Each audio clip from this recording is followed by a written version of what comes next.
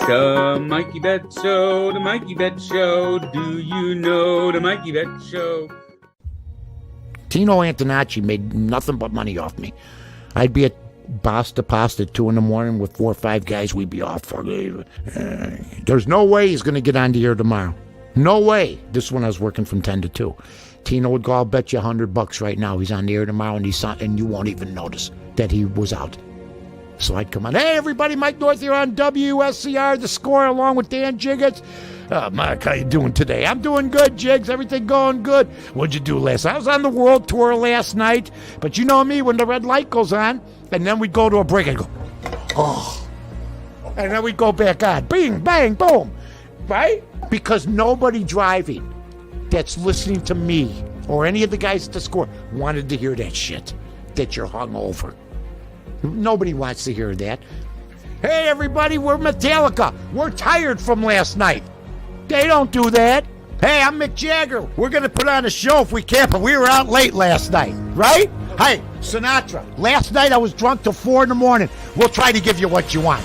They just go out and do it. I live large.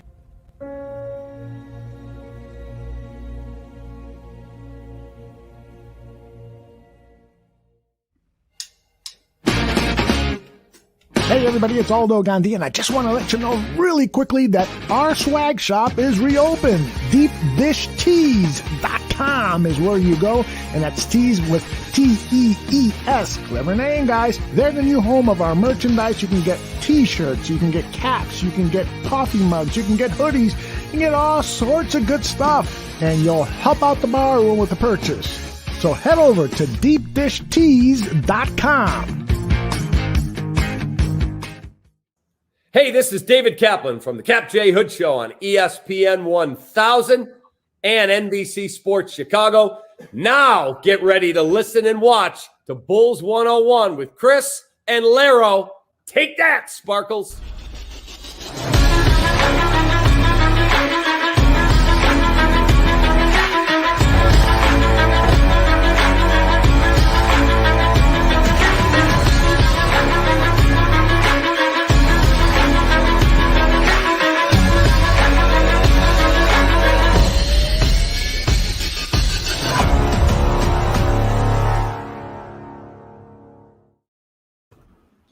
What's up, Bulls fans? Chris Amundsen here with my guy Larro Golden on this Sunday evening. Sorry about last night. We had a little bit of an emergency, Larro, and had to postpone, but super stoked to get to do some film review tonight on a number of free agents that the Bulls might have interest in. These are 14 guys that we got comments on Twitter of people interested in seeing some film review, seeing what they could bring to the team on offense and defense for the Bulls. So first of all, how are you doing? How's your family? Everyone's okay? Yeah, man. Everybody is okay. Had a little, run-in with the son. He has no idea how to take care of him. Well, obviously he's a child, doesn't know how to take care of himself yet. But in terms of like running around the house, he just doesn't care what he runs into, So he may have ran into something and really hurt himself. So we had to call show off for at least for that night. But we're back, ready to go. Son is all good. He's in good spirits, so ready to rock and roll, man. Well, I'm glad everyone's healthy. Obviously, I've had that same experience myself. Man, little boys, they just know how to hurt themselves sometimes. So yeah, man. But we couldn't pass the show up. I'm so excited to do some film review. I know, Larro, this is your arena. This is your wheelhouse, baby, to do some film review. Before we get to it, I did want to recap real quick. So Adrian Wojnarowski, Woj, and Zach Lowe had a little kind of draft free agency special today, in which they talked about the Bulls a couple times. So in their special, they only talked about them kind of as a side note when talking about Dennis Schroeder and his free agency, and he just mentioned Chicago in passing as one of the teams that may have cap space this summer and is in need of a point guard. So I kind of wrote about that on Twitter, and I had a lot of people respond this time agreeing with me. It's not always that way, but not interested in Schroeder at that price that he's wanting. He's wanting more than $21 million a year, which is what the extension the Lakers offered him was. He's looking for more like 100 million over 4 years, which is about 25 million a year. I don't think he's worth anywhere close to that price. Probably worth about half that to me per year. But anyways, I think he gets a little bit too much hate, but he definitely is more of like a 6-man, low quality starter right now. And you can't pay those types of guys that much money. I don't know if you had any thoughts on that, but that was kind of the first tidbit that scared me a little bit. But then they had like an 8-minute YouTube video talking about the Bulls, specifically with Lonzo Ball. So with Lonzo Ball, they mentioned that in a perfect world, Lonzo and the Chicago Bulls would be an ideal fit, perfect fit, and that the Bulls specifically tried to trade for him at the deadline, which was reported, as we know. And the specific details of the proposed trade that got very close was a Lowry Markkanen for Lonzo Ball swap, which is something that you and I had floated many, many times in the past as we approach the trade deadline. The hang-up was Chicago was not willing to include draft compensation in addition to Lowry. So I don't know if that was a second-round pick or a first or something, but that was the sticking point. The deal ended up not happening. They also mentioned that there's significant interest in Tomas Satoransky from around the league, from playoff or fringe playoff teams.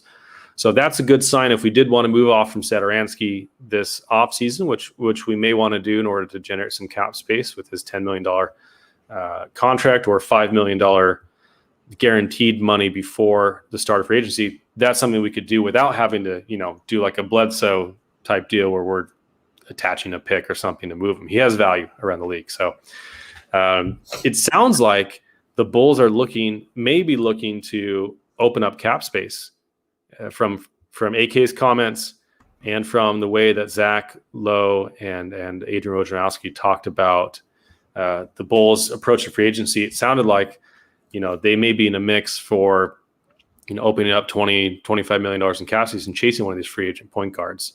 So I don't know if you were to catch that today or what thoughts you had on that, but I just wanted to recap the news for anyone who didn't hear. That's kind of what we were looking at as the latest news. So before I get to Lonzo, I think I have like a little bit more of a different take on Dennis. Of course, I do not think Dennis is worth, I think he's crazy for turning down what the Lakers turned down, I do offered too. him. But also, I can't knock a guy for basically betting on himself kind of deal. We've seen multiple times where guys bet on themselves and they come through and become the guy they think they are. Maybe Dennis isn't going to do that, and maybe he'll look back on it kind of like Le'Veon Bell, when Le'Veon Bell bet on himself in the NFL and ended up backfiring on him. Maybe that'll do this. That'll happen to Dennis. But in terms of his game, I think he would bring something that we lack outside of Zach, because in terms of getting to the basket and breaking down the defense and making the defense bend, I think Dennis does a good job of that, and I think that's when he's at his best as a point guard. And I think that is something that this team needs a lot. I think, of course, he doesn't shoot the ball at a clip that you would, want him to shoot it. He isn't the passing savant, but he does make, the reads he should. But in terms of the slander I've been seeing, like, I wouldn't take him on this team. I'm not that far because I'm not that far into all the hate like everybody else is. But and because he would be an upgrade. I'm sorry. If you don't think Dennis is a better point guard than Kobe, then I don't know what whatever. I would take him in terms of point guard position. I would take Dennis, but I'm not that guy's like, I don't want him on my team. That's not me, because I think it's an upgrade at the position. And as long as you don't have to pay him big time money, maybe a guy like him has to get smacked in the face by the market, and he understands it. Like, okay, well, you know what, I'm gonna have to sign for this because I'm not gonna get what I think I am. Maybe I have to work and have put a full season display of work together to show them he is worth it, but he hasn't done that yet. So, Yeah, agreed. I mean, there's always a price that works. What Dennis is asking for, I think, is outrageous, and I think his agent's probably going to get fired before the end of free agency for telling him not to take that deal. And and he may end up taking that deal. He may end up taking that deal from the Lakers anyway, right? Yeah. But I don't think he's going to get more on the open market from any team. And you're right. He would definitely add something to our guard rotation. I have no doubt. It's just a matter of price and fit. And I can see why people are concerned with a role player who's been a role player. He's already 27. It's hard to think that he's going to evolve more as a player at this point. And if he's asking for a starter and starter to star money, I think that's out of the question. So that's what I think on that. But I think it's pretty unlikely that we go for Schroeder, honestly. It just seemed like more of like they were included in teams that had cap space and needed a point guard rather than specific interest in Schroeder. So I think, I know Mark, our friend Mark K from Australia, as Fred likes to say, was talking about, we want to believe the Lonzo rumors, but not the Schroeder rumors. But I think the Lonzo rumors have always been more substantial. There's always been a lot of reporting behind that versus Schroeder. So, all right, enough on Dennis Schroeder. I think we're going to talk about 14 guys today that you guys wanted us to break down. And so the show, I don't know how long the show is going to go. We're going to do it. We're doing it. So I appreciate you guys sticking with us on a Sunday evening. We're going to talk about the following players tonight. We're going to talk about Alex Caruso, Taylor Horton-Tucker, Reggie Bullock, Justice Winslow, Spencer Dinwiddie, Malik Monk, Torrey Craig, PJ Dozier, TJ McConnell, Furkan Korkmaz, Will Barton, Kelly Olynyk, Sterling Brown, Gary Trent Jr. So there's a lot of dudes to get through. Very excited for it. So we're going to get started. So we did a lot of research. I spent a lot of time this weekend reviewing film, going through a lot of the stats that you'd find on estimated plus minus, cleaning the glass, basketball reference, B-ball index, things like that. So there's a lot of stuff here. But I want to talk about Alex Caruso first. So just kind of what is the role that we're looking to have him have on the team if we were to bring him in?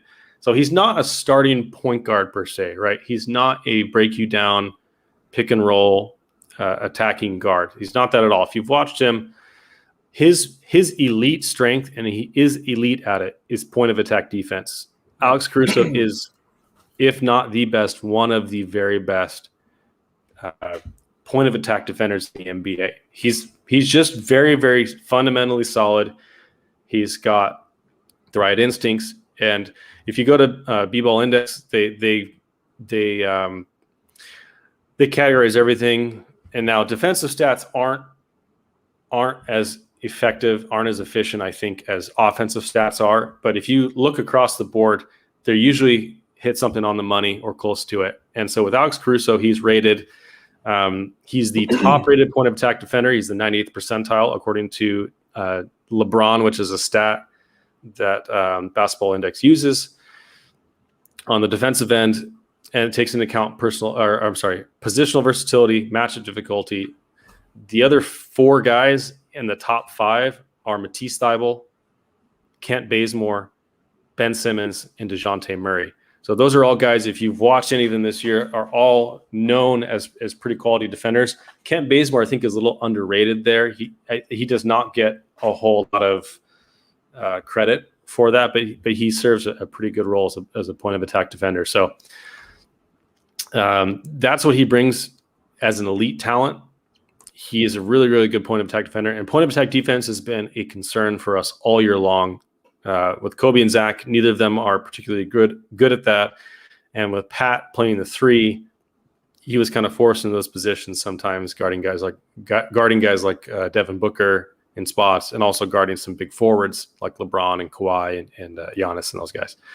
So he's taken on a big role, and I think it's in Pat's best interest and the team's best interest to kind of move him more towards a combo forward, but more towards, I would say, the four, and more towards interior defense rather than at the point of attack, or as even a rover, kind of a wing rover, like Alonzo Ball or Danny Green or Matisse Thybulle, those kind of guys. So he's really, really good. So he's also 98th percentile in defensive EPM, which is estimated plus minus on dunksandthrees.com. He's behind only Rudy Gobert and Matisse Thybulle in the entire league as a defender. So, I mean, I know he gets made fun of because he's a balding white dude, but he's really, really good on defense. As I mentioned, he's not really a pick and roll ball handler. He actually ranked second to last in pick and roll efficiency. Teams go under him on screens because they don't respect his shot. Now, he shot 40% from three this year on low volume, low attempts. But he also gets to the rim a lot. 60% of his shots, 41% of his shots come at the rim, and 33% come from three. He shot 60% of the rim, which is okay. It's pretty good, not elite, but he had to shoot 40% on threes in total. So he has limited ability, I would say. He's not going to ever be a focal point of the offense, but he does do a lot of movement on offense. He sets screens. He gets open in the corner. He can get to the basket, finish with decent efficiency, and he makes the right pass. He's a very solid passer. He's not spectacular, but he does a lot of those things that are going to be important, that he would be a quality rotation player. I would say a low-end starter, or maybe your first guy off the bench to kind of help substitute in for that defense and shooting. And I think he can work in a lot of different lineups. So he can guard, one and twos pretty easily, and some threes as well. So I know that's a long-winded, but I just want to give like a kind of an overview of Alex Caruso. And then I know I've got some clips for him as well, just kind of showing you what he does at the point of attack defense. So let's pull up this first one here. So here he's guarding Cameron Payne here on the left wing, gets screened by DeAndre Ayton at the top of the key. He gets caught on that screen just a smidge, just for like half a second. He gets caught on that screen, but you look at the way he anticipates the screen. He sees it coming, the way he gets over that screen. And Cameron Payne is a very, very quick, kind of 0 to 100 guard. If you look, Cameron Payne gets over the screen. Alex Caruso loses him just for half a second. And Cameron Payne turns that corner and dives straight to the basket. He's very, very quick. But Alex Caruso catches up to him, locks and trails on his left hip all the way to the basket, and forces Cameron Payne into a really tough shot. Now, Cameron should have taken that shot in the first place. No. Right. But you see the awareness of Caruso, even when he gets hit by a tough screen from Ayton. He gets over it quickly. He recovers quickly. He gets right back into lock and trail as his man's going towards the rim, and is in the play the entire time, and able to affect that. So, that's just one example that was from the Lakers-Suns series in the playoffs, of the type of versatility he can bring on defense. So he's guarding Cameron Payne, who's a very, very speedy guard here. Any thoughts on that clip before we move on to the next one? For me, when I see this clip, and you explained it so well, is I think a lot of people have been, like a lot of people that I've seen on Twitter, they give him credit, but they say that it was because he was on an elite defense. But like that is definitely part of it. But I think you can't discredit how technical and how his footwork is. Like this is a good screen by the Bohemian Aristotle, and and he takes that screen, and his footwork, it's great. Like, he gets that top foot over. Right. And man, okay, it's not going. I'll pull it up again. Sorry. Yeah, but no, he gets that top foot over, and he's instantly in lock and trail. And like you said, it's just beautiful. He's got his hands up, he's not reaching in. He's right on his hip. It's just good stuff. And that, like, when I brought that up, that's what you want to see. You want to see a guy that can defend without fouling. And I think that's a skill. Like, yeah, guys may be able to stay in front and move, but maybe at the wrong time they slap down, or their chest goes into a guy and they create contact. But being able to defend and stay in front of a guy and not foul is so huge. And I think that's something Caruso does really well. So. Yeah, absolutely. So a lot of times if you have a low foul rate, it's because you're not defending. Mm-hmm. But he does a pretty good job. He's always guarding the toughest perimeter player, the toughest guard on the floor. So yeah, he was on a good Lakers team, but he was a focal point, point of attack, defender, I think, and the center are the most important pieces to your defense. If you're solid on both ends, like the Lakers were, I mean, you're going to have a much easier time. You're going to make it so your wings can kind of rove and play in the passing lanes and cheat a little bit, right? You can gamble a little bit more for steals because you understand what's back there, right? Chris Dunn was a great example of that. He was a first team all defense quality player at the point of attack, and it made the defense that we ran under Jim Boylan with blitzing scheme, it made it workable.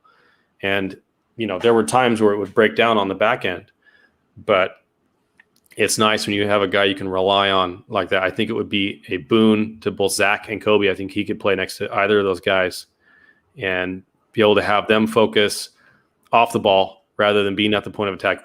How many times do we see Kobe and Zach get put in a blender on pick and roll and getting caught up on screens? And then you got a guy, and in the beginning of the year, there was nobody except Wendell Carter that was a positive defender on the floor when they were there doing that. And then we brought in Vooch, who was not as good a defender as Wendell, but you could throw, Garrett Temple, Troy Brown Jr. in there to try to help shore that up a little bit. So getting a really, really quality point of attack defender, I think, is a high priority for the Bulls this offseason. And Alex Caruso, now he's not the sexiest option, as I said. I saw some people on Twitter who were really mad at the suggestion of Alex Caruso in a Bulls uniform. But at the right price, I think he would be a really, really great point of attack defense option. We could probably get him for something with the mid-level exception. There was another clip I wanted to run, just another, if you could pull up the other one, Larro. It was, I want to say screens, the screens one. Yeah. Just to show you kind of how Caruso navigates screens. So here it is here. So here he's guarding Devin Booker, who's a different player, obviously, than Cameron Payne, has different strengths. He's a very, very good shooter, and he's very, very quick. So Ayton's a great screen setter. So watch him as he gets over the screen. Now, every time, in the NBA, you're going to have, you said a great screen, and you got a quick guard like Devin Booker, you're going to be behind the play. Yep. It's almost every time. He's one of the best point of attack defenders in the world right now. He's still going to be behind the play. But you see how quick he gets back if you keep running it. Makes it so he has to pass. And then just watch Caruso. Play this again. Just watch Caruso. He does like 3 defensive efforts here. He gets over the screen. One screen. He doesn't get the advantage. Gets to the second screen. Sets it. Boxes out Ayton. And then tries to take a charge on Cameron Payne as he runs to the basket. 4 times. 4 times that play. That's good stuff. In that 13 seconds. That's the type of effort that Alex Caruso gives on a nightly basis that we've been missing on our team. We could really, really use a guy like him. He almost gets that call too. Yeah. He's mad he didn't get that call. Those efforts. That's what it takes to win. You know what I mean? Like those are the second and third efforts. The trying to take a charge. You may be small, but taking on the challenge of trying to guard and make the touch for Ayton tough. Those are the efforts that can help teams win, and it builds a character, it builds identity on that end, and that's something we don't have. So adding a guy like you said, like adding Caruso would be huge. And I understand, like you said, it's not a sexy pick. It's not like getting Alonzo Ball, and all that other stuff. But like Caruso is a winning player, so. Yeah, he just is. And I know, as I said, it's not very sexy, but he really is just a good winning player. I think there was one more. Was it the help one or the screens one that we haven't played yet? But, I think it's the help. Here it is. All right, let's see this one. All right, so here he is as a help defender. Now, he gets called for this foul. Never touches Booker if you watch the replay. But if you watch him, so here he is. He's first initially in a pick and roll with Cameron Payne. He comes and helps and picks up Booker, stays right on his left hip. And as he jumps, Booker just flops. He just flops. But this is the type of effort. Look how he's right in that. As soon as he sees that Matthews jumps, he's out of the play, immediately steps right over, switches on the play, switches right on to Booker, boom, stays right on his left hip, makes a tough shot. Now, Booker makes a shot, but that's the type of effort. And with defense, you can look at stats, and people like to look at, what's the matchup? Ayton got scored on by Embiid. It was 30 points. It was right on, they always look at those matchups. But on defense, you really have to watch each individual play to see what the effect that player is having on the play. And so even though Booker gets a foul here, Caruso gets called for a foul, that's great defense. And most of the time, he's going to miss that shot and not going to get that foul call. So you got to look at the process and not the results when you're looking at defense. So, but that's what I got for Alex Caruso. I think he would be a really, really underrated piece. As you can see, a lot of Bulls fans are really kind of unaware of what he brings to the table, and may, I think probably because Lakers fans are always talking about Alex Caruso as kind of like this hyped up role player, and he is, but he is really elite at defense, especially at the point of attack. He's a good help defender too, and he's a good shooter and a good passer. He's not a pick and roll player. He's not going to create your offense. He's not going to initiate the play, but he's a good connecting piece on offense. He's a good shooter from the corner and everything. And he can make the right play on defense. So, yeah. Just to add to what you've said, if you take a look at this play, this is a staple of Phoenix. Anybody that watches Phoenix a lot, that even watched the finals a lot, watched them all in the playoffs, you didn't see Big Frank out there a lot in the playoffs, but this is their Spain pick and roll. This is their stack pick and roll here, where Booker sets a screen on Kaminsky after he sets this ball screen, right? So Kaminsky sets the ball screen, rolls, right? Now, this is the other thing too that you've been talking about and that people should notice is that this is a good job by Caruso to get over this screen so easily.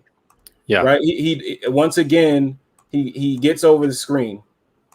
And you can tell that this is probably something they talked about in practice, because Wes thinks he's going to get hit with the screen. So he's thinking, him and Caruso are going to switch. But Caruso got over the screen, right? So Devin Booker kind of doesn't set the screen. He just pops out. It's kind of like a counter for the defense teams like to play towards it. Matthews is out of position right here. He's out of position. He should not have switched. Because Caruso was so good getting over the screen that there was no advantage created on the offensive end. That's just, and I don't want to be this guy, but that's just lazy on West, because he's got to recognize that the play is happening in front of him. He's seeing the whole play. There was no reason for him to switch here.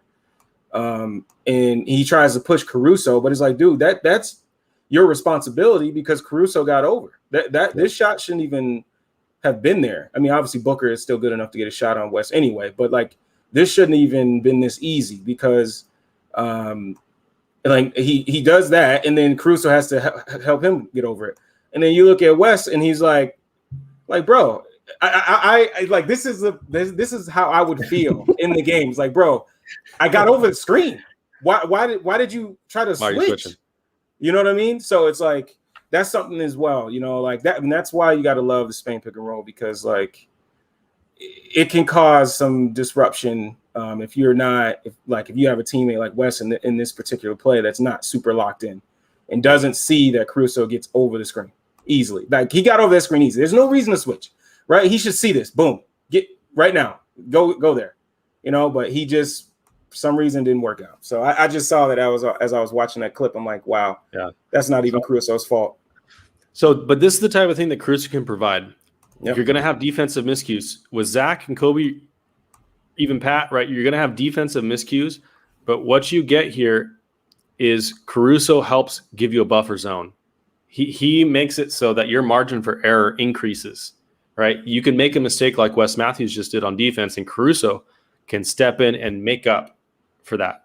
Yep. He's that good. He knows where to be. He's always in the right spot. So, I know we've probably talked enough about Caruso, but he would be a great option. I think he's going to cost some sort of, MLE. If you can get him anywhere between, $5 and $9 million a year, that's a steal. I think he may get more than that. I know Lakers are going to try and keep him, but we'll see what happens. So that's what I got with Alex Caruso. The next guy is another guy in the Lakers, Taylor Horton-Tucker. I know a lot of people are excited about him. I am too. I think he's got a lot of potential here. He showed a lot of flashes. So let's see. I know we've got some. Do you want to do the full screen ones on Caruso? No, you know what? On him? We'll do it the same way we just did it. Okay. So THT, shout out THT. I live here in Chicago, so I was able to see him play as Simeon, just to see his growth, from Iowa State till now in the league. It's been really cool to see. But watching him play on tape, and obviously I'm a Bulls fan, so I don't watch every Lakers game, maybe when they come on TNT, and things like that. But the dude is a 6'4", just beast. Like he's built like a 4 almost, but he's like in a guard's body, like in terms of 6'4". His body is like, he's a girthy, he's just got a lot of meat to him, so it's like, it's weird seeing him out there on the court handling the ball like he does.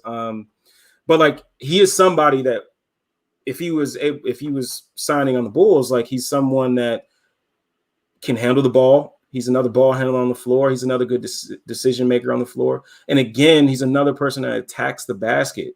And I believe 53% of his shots were at the rim. So we need guys like, that's one of the things, right? You got Zach on the floor, you got Vooch, right? You have those two mainstays, but you need other players that can create advantages, bend the defense. And he is somebody that can do that. And watching him was really fun. His defensive possessions against certain guys was really fun. His switchability. He was just really fun, man. So like looking at him, he only shot 30% from 3. And that's something that could be a knock on him. Definitely. I don't think he may surprise me, but I don't think he's somebody that will ever be a knockdown 3-point shooter. But I think he's someone that you will have to respect from that area, because just how in terms of what I'm trying to say here is, like, if you think about someone like a Jay Crowder or something like that, a guy that Jay is obviously a better shooter, but I mean, in terms of like, when you get a possession where you're swinging it around the arc, you swing. And he's a guy that can take advantage of the rotations, guys that are closing out, things like that. So that's what I love about THT. He can catch it and drive it on a closeout, get to the basket, finish at the rim. And he's a good decision maker. He makes nice reads. So is there anything that you wanted to bring up about him at all? No, I mean, I think he's got some playmaking juice. He's got some versatility, I think, on the defensive end. I mean, there's still a lot of things to work on, as you mentioned, but his body is he's built, as you said. He would bring some toughness and versatility, I think, on that end. And we need all the playmaking. I mean, there's no downside to having more players on your team that can be a playmaker, or especially that gets the rim. So I know you got some clips to showcase his talents a little bit. I'm excited to see. We split these up. We had 14. So I'm like, man, I'll take 7. You take 7, because I don't have time to do all of them. So I'm relying on you on these ones, and vice versa. So let's see here. Yeah, so this one is a very simple play here, but it's something that if you watch here, THT is going to come off this screen. And what I love about this is, like, it's the very minute, like, movement that Kawhi makes. It's just like it's like a half a step towards the drive, and the ball's immediately hit into the corner. Like it's that type of stuff where, you know, those type of plays, that type of recognition as the ball handler, you know, just a small movement from Kawhi. Like Kawhi doesn't even, you know, he leans towards him a little bit, but the ball's already out, you know, and that's stuff that you need on a team where if you got shooters on your team, that small amount of space can mean so much for a shooter, and that's Jared Dudley, and you know that's about all he can do anyway. But like that's what I love about players like THT. Like they notice the small little things on the court that can give you just enough of an advantage to take advantage of it, you know. So you know, this I had to see. I love this. So if you watch, that's why they say never help from the strong side, right? And Kawhi barely helps, right? He takes like a step and a half, kind of leans that direction, boom, that fast. And you got to know your personnel. So THC obviously knows Dudley can get that shot off quick enough where he's got the advantage created just by Kawhi stepping forward. But how many point guards, how many creators in the league recognize that type of play? I feel like it's a skill that's difficult to develop. It's kind of that basketball IQ. I know it's that can be kind of a derogatory term, but it's that feel. I don't know. It's just that recognition of a play that's just instantaneous. He sees it before, you know, right as it's happening, he sees it. So that's a pretty special talent and something I think that he could develop. And I think, you know, Patrick Williams has a little bit of that too. I don't know if how hard he's going to develop that, but THC would be, I think, a great addition there. Just being able to, you know, create an advantage out of something that you wouldn't normally see, that a lot of guys in the league that have the ball in their hands aren't seeing in the first place. Yeah, like for instance, like imagine, you know, Pat or, you know, maybe Zach's off ball. Imagine any of those two guys getting that pass and being able to have a choice. Like obviously, Kawhi knows Jared Dudley's not going to try to beat him on, you know, attack his closeout. He's going to try to get that shot up. But if you give a guy like Zach that amount of time to even attack a Kawhi, you know, like to attack his closeout, that's big, you know. And I just love little stuff like that, you know, because that's stuff that you don't see enough on this team. It taking advantage of little small things like that. Let's see here. So while you're doing that, what do you think THC's role would be on this team if we were to bring him in, and what do you think his market is looking like? Because I've heard he could get the max, which is like $20 million a year, and I don't know if that's real or if that's just an agent trying to blow some smoke. Mm-hmm. But what do you think? What do you think his value is to this team? I think he's a guy you can either you can bring off the bench, and you can either have him off ball or you can have him on ball, depending on matchups. And you know, he's another playmaker. I think he's another playmaker that you can bring off the bench that can, you know, lead that second unit and have him, you know, getting some good shots, playing some good defense at the point of attack. I think that he's a guy that can come off the bench and really be productive. What position would you play him at? Man, that's a great question. But if you look at some of his numbers, it's tough for me to look at his numbers, his on and off numbers at point guard position on the Lakers, because it's like you got AD, you got LeBron. So it's like, I mean, you know, I could probably be out there and have good numbers on and off. But no, I think he could play the one. I think he could play the one.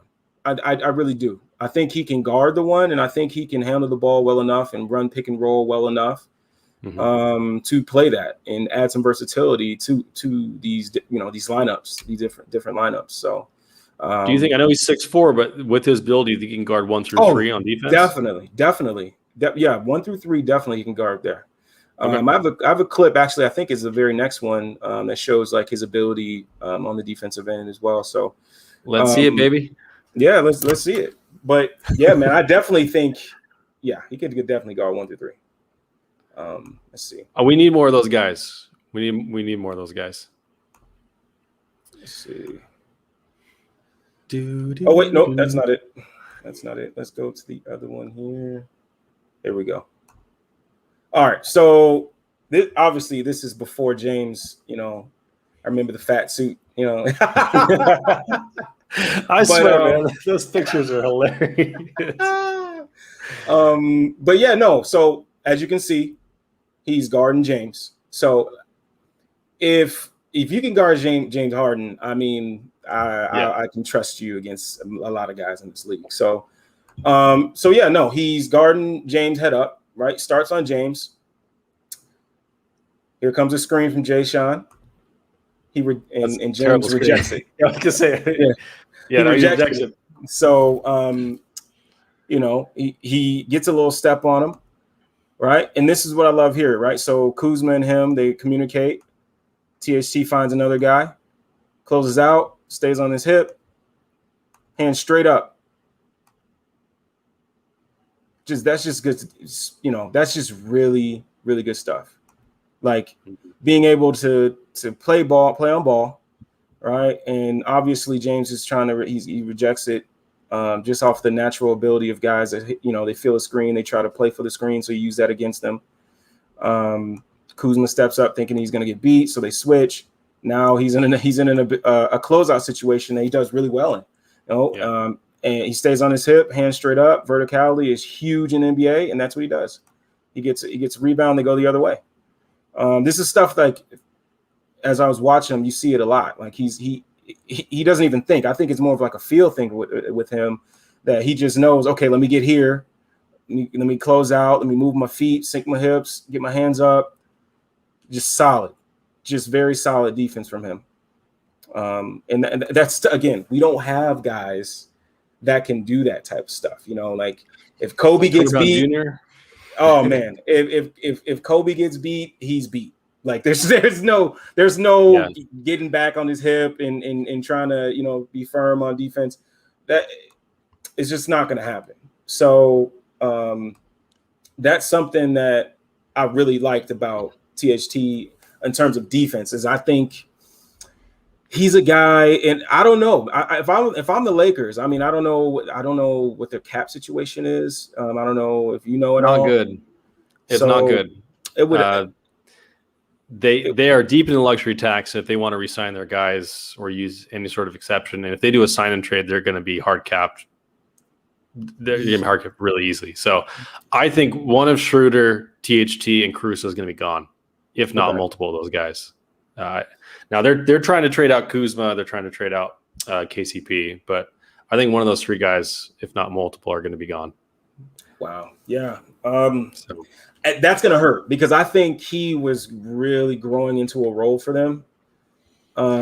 But hey, man, if AK can slide in and hey, come back home, brother, you could be at home with your mama, get that home cooking.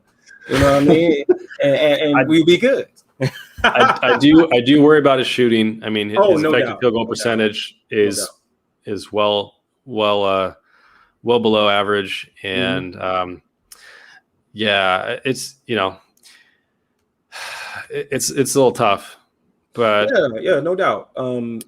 There's no doubt about that. You can definitely see in clips in games that I've watched that. Yeah. There are times that affects things. So yeah, he shot almost 77% from free throw. Mm-hmm. So there's some hope there. That's usually a good indicator that they can develop consistent shot. But there was also to go along with that point, there was some games where you saw him movement. A couple times he was coming off screens, catching and shooting and knocking them down. So it's like, yeah, I don't know. Maybe there's something there. Who knows? Maybe there's something there. So, yeah, I think THU would be he's another guy where he's young, but I think he's established enough that he could come in and contribute to this team right away on defense, add some playmaking off the bench. Yeah, he'd be a really nice find. Now, if you're more than $10 million on him a year, I mean, that's gonna be tough with our cap situation and the other kind of things we have to address on our team. But if you can get him for under 10 million or some sort of, decent deal, 4 years, 40 million, something like that in that range, I think he'd be worth the money. And, it's always good to bet on guys on their second contract. It's usually your best bet is betting on guys on their second contract who've shown improvement, who've shown, elite or quality NBA skills. So, that's why Lonzo Ball, I think, is a good prospect. I know we talked about him earlier. We talked about him ad nauseum, so we're not going to do a film review on him here. I got some guys in my Twitter mentions right now making fun of me for calling him a wing. Right now? Which is right now they're making fun of me. Yeah. But it's all right. It's cool. It's cool. I understand. They don't understand what he does. But he's a guy that can improve, that he can, he doesn't break the defense down at all. Does not get to the rim, avoids contact. He's not a creator on offense. That doesn't mean he can't be a point guard in the sense that he can, kind of play the one or guard the one, but he is more of a wing in the sense that his playmaking is taking advantage of advantages that are already there. He is elite at that. He's a very, very good connective passer, right? But he's not a guy that's going to break down the defense. So that's what I mean when I say he's more of a wing in the sense that he's a connector on offense. He's a shooter. He doesn't get to the rim very much, doesn't break down the defense. He had one of the lowest. I mean, you talk about Alex Caruso having very, very poor pick and roll points per possession. Lonzo Ball is right next to him. One of the worst in the league. So that doesn't mean he can't improve that skill. And at 23 years old, that's the kind of thing you can bet on him getting better at over time. But right now, he is much more of a wing player on offense than he is as a creator on offense. I just real quickly, I just don't understand. Sorry. If you watch the good night, brother. Good night. But if you watch Lonzo play and you see him in pick and roll, and pick and roll is so huge in basketball, NBA basketball. It's the thing. If he can't be effective as a pick and roll player, why would you want him playing point guard? I would rather. I think, like you said, where his effectiveness comes from is being on the wing, getting it in advantageous situations where he can attack a closeout and then use his feel to find guys, and that's what he's great at. That's what he's so really good at. That. So good. Yeah. Anyways, we can't spend more time. I'll have to respond on Twitter later, but I saw that as you're talking about teaching. I was like, all right, man. Like some people haven't watched Lonzo Ball much, but all right. So the next guy we're going to talk about actually is Reggie Bullock. I know he's your guy on the Knicks. So Reggie Bullock, he's 30 years old, so he's definitely a veteran player. But he brings a lot to the table. He is a high volume 3-point shooter.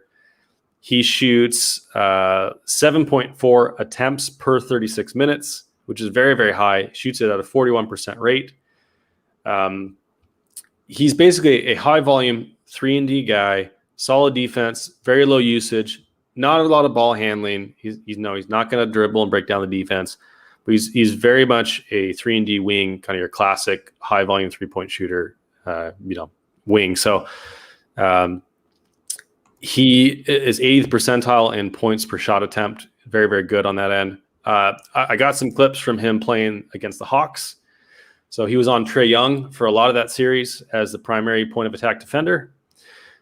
So I know we've got a couple clips here. You can bring on whichever one you want of the two. We can talk about that. So, all right, here he is guarding Trae Young. There's kind of like a little ghost screen here. Collins comes up to set the screen, doesn't really set the screen, just kind of slips it.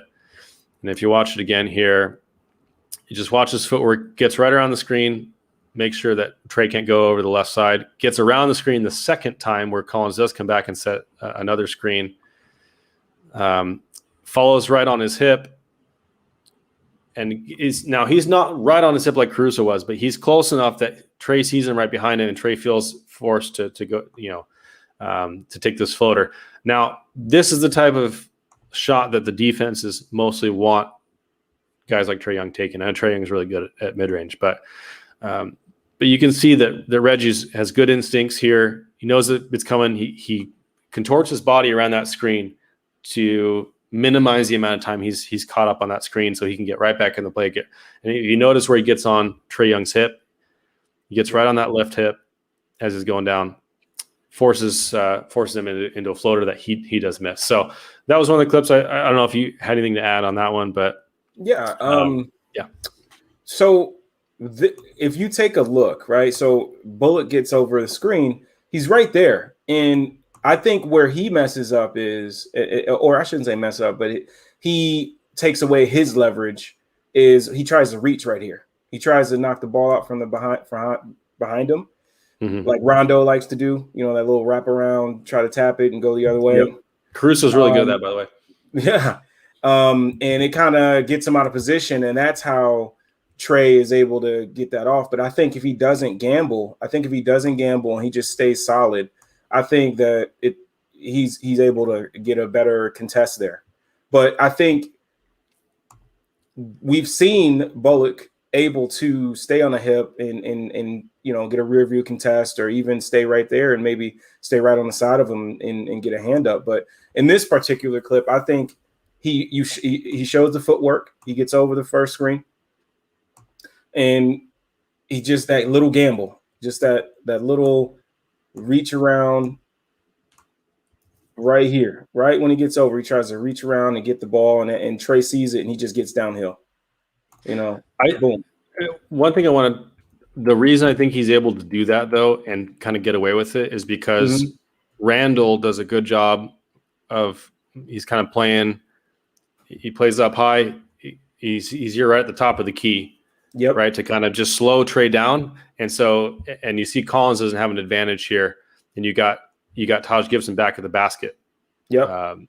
So I think that's kind of why he, you know, it's what I was talking about, where your margin for error is increased because you got good defender. You know, New York had one of the best defenses this year, so they trust each other. They, you know, so Bullock felt like he could take that. Now with the Bulls, I don't think you'd do that initially. No, you can't trust those guys on the back end as much. But yeah, I agree. He probably shouldn't have, but those are the types of plays I think good defenses are more willing to make, gamble a little bit more for steals and be able to recover a little bit quicker because of the defensive personnel you've got around him. Yeah, I just for people that are watching and that may not know what's going on, I mean, because I feel like some people would, I think this is the exact type of play where they see it real time on TNT and they say, man, how did Trey get that open? And it's like, well, if it got like, guys, like this is the whole scheme here. Like, you know, you fight over the screen, you play out ball pressure so he doesn't get that little that 3-point shot he likes. You stay on his hip, like you said. He trusts that Randall's here, so he keeps, you know, he's playing aggressive. And if you just watch, I mean, you got Taj here waiting, you know, in help, right? And it's just solid team defense the whole game. And for people that don't understand drop, like teardrops, you know, mid-range jumpers and pull-ups, that's what they want out of this. They want the tough contested twos, basically. And it just so happens that Trey has, you know, he's one of the best floaters in the game, if not the best. So, I mean, if that's anybody else, that's what you want. If he makes it, you tip your cap, which he didn't. That's good defense. So, yeah. To answer Skoke's question, Reggie Bullock played a lot of his career on Detroit Pistons for probably 4 or 5 years. He started with the Clippers, was on Phoenix for a short time as well. So, all right, let's see. I've got one more on Reggie. Let's see here. So here he is again on Trey. Gets Collins comes to set a screen left side, gets around it. Also gets around a screen from Capella on that. So let's play it again here. Gets around one screen here, stays with him. Capella sets another screen. So this is a double drag, I think. Double drag. Let me start over. Yeah, it's just a step up and then a brush screen there. And so it makes it so that Trey can't get an advantage on that drive. And it gets around it. So Trey has to pass it back out to Bogdanovich, who kind of takes a contested three and misses it. So that's good defense by Bullock. He gets around those screens. Yeah, I mean, that's good stuff. That's really good stuff at the point of attack. And then, I mean, you got this defense is really good. I mean, then you got two guys coming to contest, you know, what might have been an open shot for anybody else. Comes out, yeah. Like what? You got Taj and who's 9? That's what's his name? RJ Barrett. Yeah. I was like, it starts with a B. Yeah, I mean, this is good stuff, man, from Reggie. I mean, if he's able to stay with, I mean, obviously, Atlanta was tough, and that obviously was not all on Bullock, but he made possessions tough for Trey, and that's what you want to do. You're not great players. You're not going to stop them. You just make the every possession tough on them if you can. Yeah. And that's what he does. So that's what I think Reggie can bring. He's a great 3-and-D wing. He's a little on the older side, but I think he's still got a lot of juice at point of attack. He's a good defender. Shoots high volume from three. He's a very respected threat from three. And I think he's going to be pretty cheap. I think his deal's going to be, some sort of partial mid-level exception, like, same kind of thing as Caruso, probably some $4 to $6, $7, $8 million somewhere in there per year. And I think he'd be a great addition. Another older guy that we're not going to break down film, a little older, is Danny Green. Danny Green is underrated every single year. I know Lakers fans hated him and Philly fans hated him sometimes, but he's just very, very consistently good, and teams always perform better when he's on the floor. So that's another kind of option I think is under the radar. All right, but our next guy, we are almost an hour in, and we're 3 guys in. So, but these are what we're doing in kind of an order where these are the guys I think should be targets or have been rumored to be targets or really fit the team the best. As we kind of work down the line here with players, I think there's going to be players that either there's good reasons why we shouldn't go after them, or they're highly connected to it. Like, for example, like Gary Trent Jr. and Will Barton are both, very, very likely to be re-signed by their current teams. So we'll probably spend a little bit less time on those. But the next guy is Justice Winslow. This man can defend his little hiney off, but he's about to. I think he's going to get his option declined by the Grizzlies. I think he's got I want to say, I can't remember if it's 11 or I think it might be $13 million option. Yeah, I think it is. It's a team option on the Grizzlies. He struggled to find playing time with the Grizzlies, but he had a really promising career with Miami at first, and he showed a lot of flashes as a playmaker. He's a really, really good defender. But anyways, I'll let you go more into Winslow, but he's a great, I think, buy low candidate this year that we can have. So, all right, let's see the magic. What do you got on? What do you got on Winslow? With the Justice, man, like, talk about a guy that brings like the intensity on the defensive end. Like that dude is somebody that he sets the identity, for your defense. And I love him, man. And like you said, there are flashes of playmaking ability. And yeah, you look at the shooting percentages and you're like, you're like, okay. I'm not gonna lie, it's bad. Yeah, it's bad, man. He was in. I just gotta say it, the first percentile in points per shot attempt this year in the league. So, if not the worst defensive or the worst offensive player as far as scoring the ball, he was one of probably the bottom 5 in the league. Dude. That's bad. That's bad, no doubt about it. But I like to go back. Well, I just want to go back to 2018-19. Okay, I think he's never played 82 games. I think the closest he came to, I think it was his rookie year, 78 games. But 2018, 2019, I believe he played 68 games, and he was at 37.5% from three on like 3.9 attempts a game. Okay, so all I'm trying to say is that maybe with a little bit of health, maybe a little help from the basketball gods, if he could just stay healthy, who knows? Maybe, his free throw percentage has always been 60s, but you never know, man. It's been crazy stuff. Bruce Bowen was a horrible free throw shooter, but he can knock down that corner three. Yeah, So, but the thing is like that obviously the scoring is something that you have to worry about with him, and that's why. You're not going to give him big time money. But as a buy low candidate, you're going to get your defense. You're going to get a guy that can handle the ball a little bit. He can handle some pick and roll as a ball handler and attack and things like that. So, and make the right play. The only knock I have on him is obviously the shooting, and that's huge. Yeah, that's huge. If you're not Yeah. 6'10", almost 7 foot. By the name, that's an Australian, and bring other things that matter. It's tough. It's tough to really value what his, whatever. But I do have some clips of him, and I mean, he's just fun. He's really fun to break down, and I wanted to bring this one up because I think this really describes what he does, right? So he fights through a screen of against who is that setting that screen there? I think it's Mason Jones.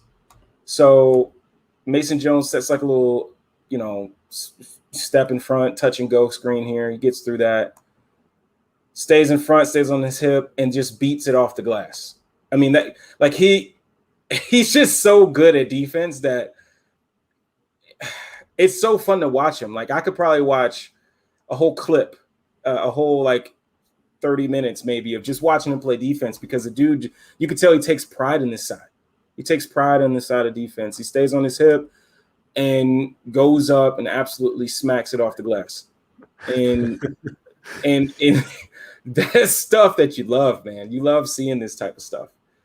Yeah. No, he's a dog on defense. He just is. He's very, very good. He's about as good on defense as he is terrible on offense. So that I know. Listen, it's so Larro, true. Even in his heyday, he never was above like 25th percentile in points per shot attempt or offensive efficiency, effective field goal. You name it. Yeah. So that's why they played him with the ball. They put the ball in his hand a lot because they're like, we got to get this guy involved in the offense somehow because people aren't guarding him. And the way that they did that was to put the ball in his hand. And so I think he could actually be kind of a fun playmaker off the bench with some quality defense. All right, I know you got another clip here. So this play, Clippers were on a break. They ran like swung it over to Kawhi. Kawhi catches it, rips and goes. And this is something, again, that just defense. Doesn't matter if he's on ball, doesn't matter if he's off ball. Heck, I feel like if his arms were long enough, he'd affect it on the bench too. But the thing is, like, if you see this, right, you see like Kawhi thinks he beats slow-mo off the dribble. Look, this dude, Justice, is over on the strong side corner with Kawhi and just two-hand snatches it. Give me that. Like, this is stuff. This is really good stuff. Like, two hands.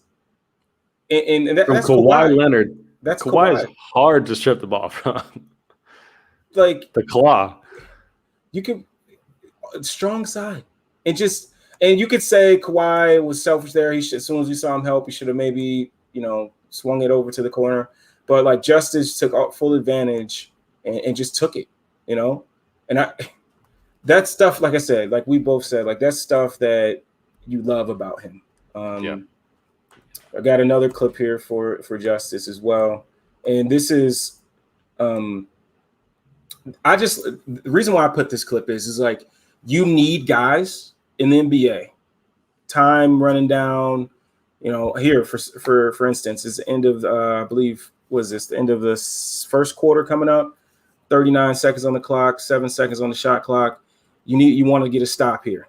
And so you need guys like a Justice Winslow that can guard on an island and doesn't need help. He can hold his own, right? And again, it's hard to guard guys like Dame one-on-one, but you do your best. And when you have a nice wingspan, that always helps too. So, Dame gets an advantage here, right? Does his little combo, gets by him, boom, gets a step on him. But the guy never gives up. Never gives up and beats it off the glass. Like you need efforts like this from guys like on your team, against some of the best in the league, where you can say, hey, Justice, go handle him. And you're going to get the best out of him.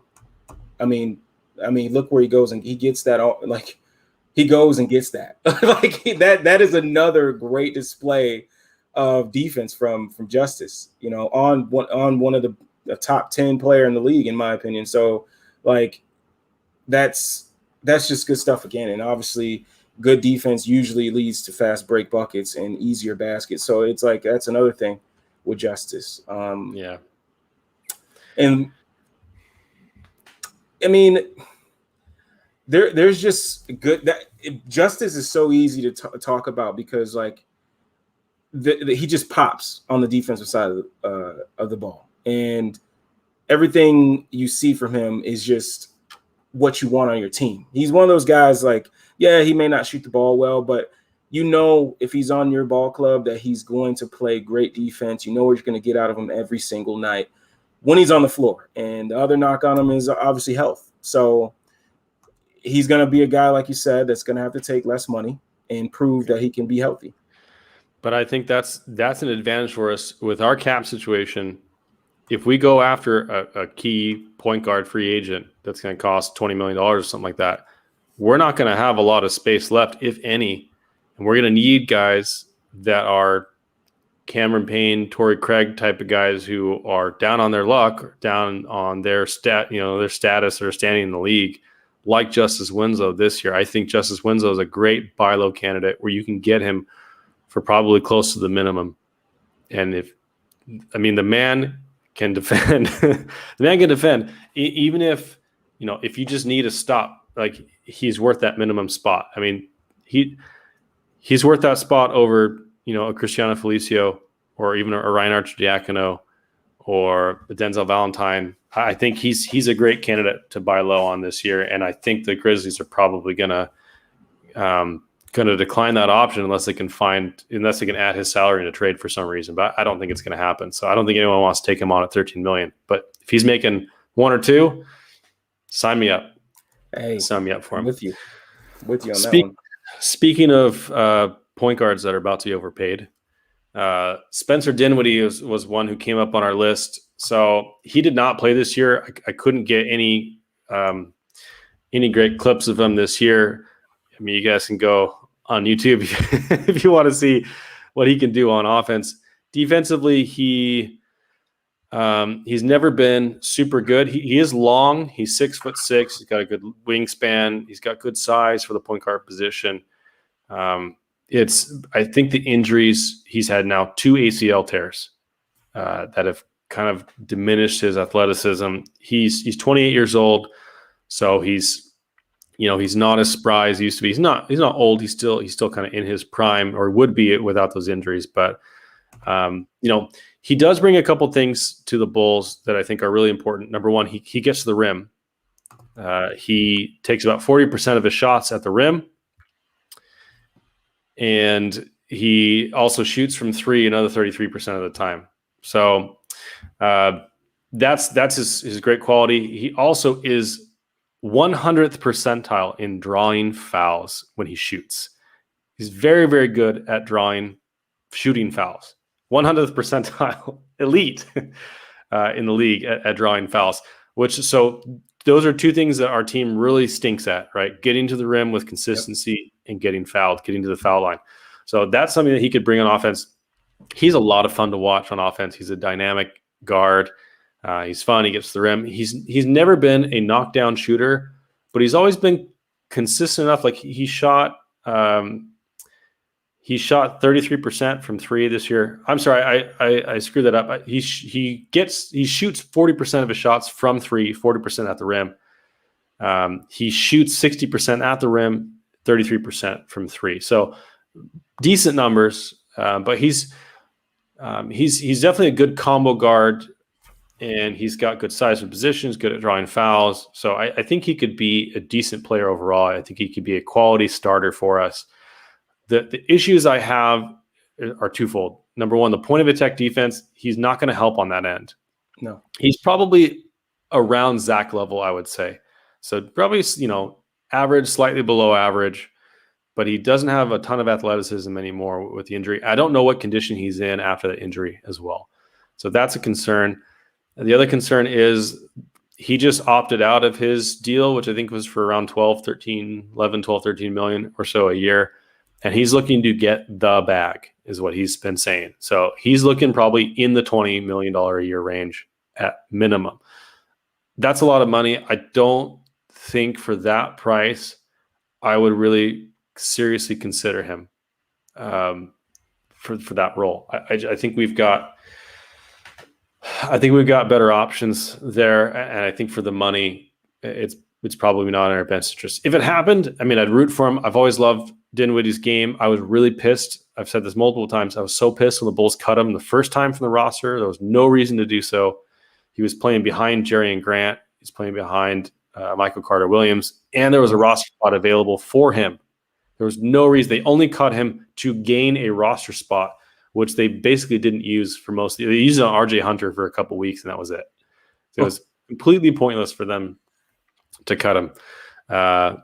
So, but I mean, I like Spencer Dinwiddie. I think if we could get him in the teens, like maybe 15, 16 million, I would probably be more on board with it. I think we could probably find someone at the wing that could help with the point of attack defense enough to get by, and I think our offense would have some juice. But he does fill the role of a creator. He can create mismatches with his pick and roll ability. Gets the rim, gets foul. He's a good passer. He's not an elite passer. He's not a very creative passer, but he's a good passer. I think he would fit pretty well overall alongside Zach, alongside Pat and Vooch. So he's a decent option. He wouldn't be my first option, but I think he's definitely a decent option. So I don't have any film on him. He didn't play in this year, and I don't have any access to anything that's not, in the last 6 months or so. So if anyone else has some, send me some. I'd appreciate it. We can do it another time. But all right, Larro, let's move on to the next guy. Unless you got anything else on Spencer you want to talk about. So I agree 100% with everything you've said about him. So, I mean, there's not much to add at all. I mean, here's the thing, right? And we could say you want every single body you want, right? We could, I want Spencer Dinwiddie. I want this guy. I want that guy. But I think we have to take a step back as fans and people that watch the Bulls and say to ourselves, okay, what are we looking to be as a team? Are we looking to be fun and maybe win 42 games and get in the playoffs, but like not really be a factor? Or are we looking to actually build a team that's rock solid that can actually do, compete at the in the playoffs, and having a guy like Zach and Vooch, you never know, with the role, if you add good role players on the margins and surround them with solid guys, like, but my thing is like, yeah, we can add Spencer, but, and yeah, maybe our offense is pretty darn good, but will we be able to stop anything? Well, yeah. And that's what you got to think about. Like, yeah, it's cool to see Spencer get to the bucket and being 100 percentile and, getting fouled and all that good stuff. And when you hear that, but it's like, okay, will we stop anybody? If we get to the playoffs and it slows down to half court game and we got to be able to guard, will we be able to do that?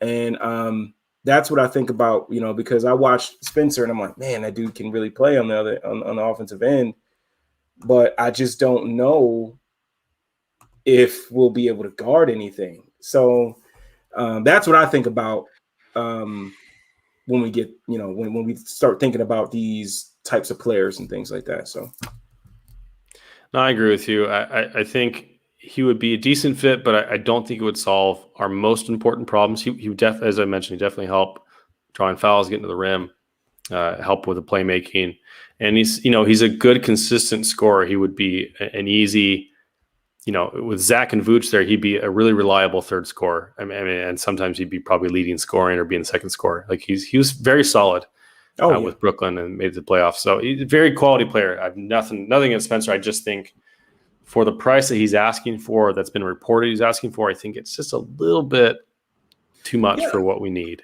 It's like Spencer's a great player, but if our roster was already pretty solid defensively, I would be probably more in on it, because then his defense is kind of like, we got guys that compensate. But if you add a guy that doesn't really add any on the defensive side of the ball, then we're not you're not really helping. So it depends on the roster. Like you always said, the roster has to be built a certain way for a guy like Spencer to really get the goods and see the return on a guy like him. So yeah. All right, next up, I know you're excited about this guy, Malik Monk.